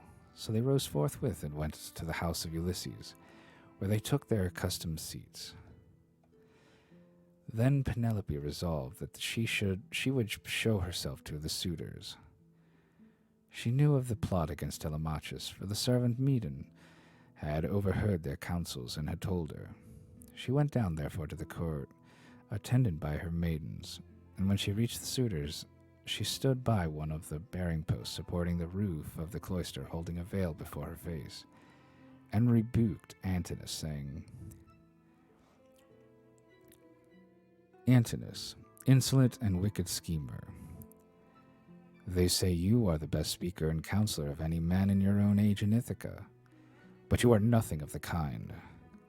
Madman, why should you try to compass the death of Telemachus, and take no heed of suppliants, whose witness is Jove himself? It is not right for you to plot thus against one another. Do you not remember how your father fled to this house in fear of the people, who were enraged against him for having gone with some Taphian pirates and plundered the Thesprotians who were at peace with us? They wanted to tear him in pieces and knead up everything he had, but Ulysses stayed their hands, although they were infuriated. And now you devour his property without paying for it, and break my heart by wooing his wife and trying to kill his son. Leave off doing so and stop the others also."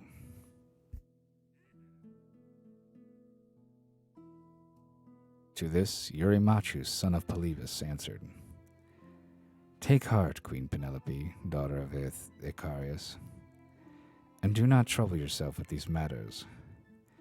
The man is not yet born, nor never will be, who shall lay hands upon your son Telemachus, while I yet live to look upon the face of the earth. I say, and it shall surely be, that my spear shall be reddened with his blood, for many a time has Ulysses taken me on his knees, held wine up to my lips to drink, and put pieces of meat into my hands. Therefore Telemachus is much the dearest friend I have, and has nothing to fear from the hands of us suitors. Of course, if death comes to him from the gods, he cannot escape it." He said this to quiet her, but in reality he was plotting against Telemachus.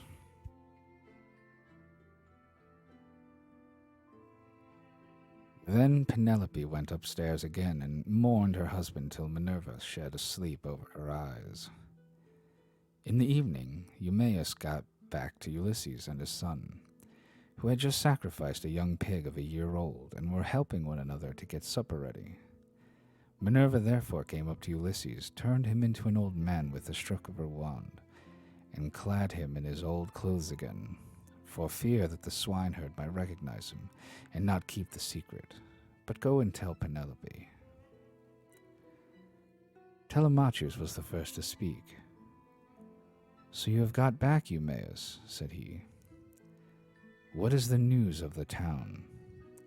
Have the suitors returned, or are they still waiting over yonder to take me on my way home?" "I did not think of asking about that," replied Eumaeus. "When I was in the town, I thought I would give my message and come back as soon as I could. I met a man sent by those who had gone with you to Pylos, and he was the first to tell the news to your mother. But I can say what I saw with my own eyes. I had just got on to the crest of the hill of Mercury, above the town when I saw a ship coming into harbor with a number of men in her. They had many shields and spears, and I thought it was the suitors, but I cannot be sure. On hearing this, Telemachu smiled to his father, but so that Eumaeus could not see him. Then, when they had finished their work and the meal was ready, they ate it, and every man had his full share so that all were satisfied. As soon as they had had enough to eat and drink, they laid down to rest and enjoyed the boon of sleep. End Book 16. Okay. Yeah, man. There's a lot of this I don't even remember. It's been so long. But bruh, I'm digging it. Even if I'm fucking up the names real bad. Let's see. How's 17 looking? 17's looking pretty. Oh, that's a beefy chapter. That's a beefy chapter. Okay, now what else? I'm gonna save that one. Let us see. Let us see. Whomst do we have? Do do do do do do do do do do do do do do.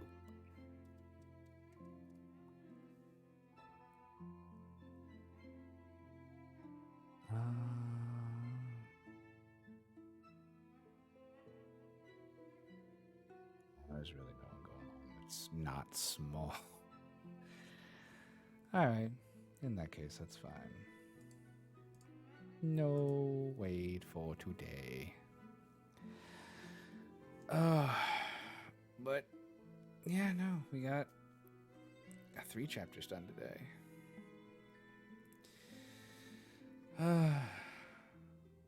Good shit, good shit. Yeah, no. Like to just to reiterate what I was saying earlier. If you want, all of my socials are in the About page on my Twitch, so you can just scroll down. You'll see like all the. You can see my Discord, where I'm more so on there than anywhere else. And you can talk to me off stream and stuff there. If you're interested in my YouTube, it's there too. I'll be posting these readings. I'll have to record one, but once I do that, I'll post all of them on the Friday of that recording, which will have everything available.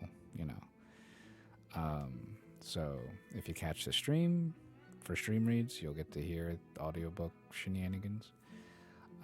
Otherwise, yeah, you could just watch it on YouTube.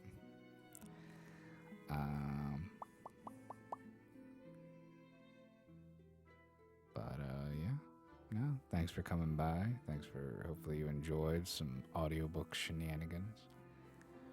And I will see you all tomorrow with more Atelier Ryza for some Atelier Tuesdays. Have a good one, y'all.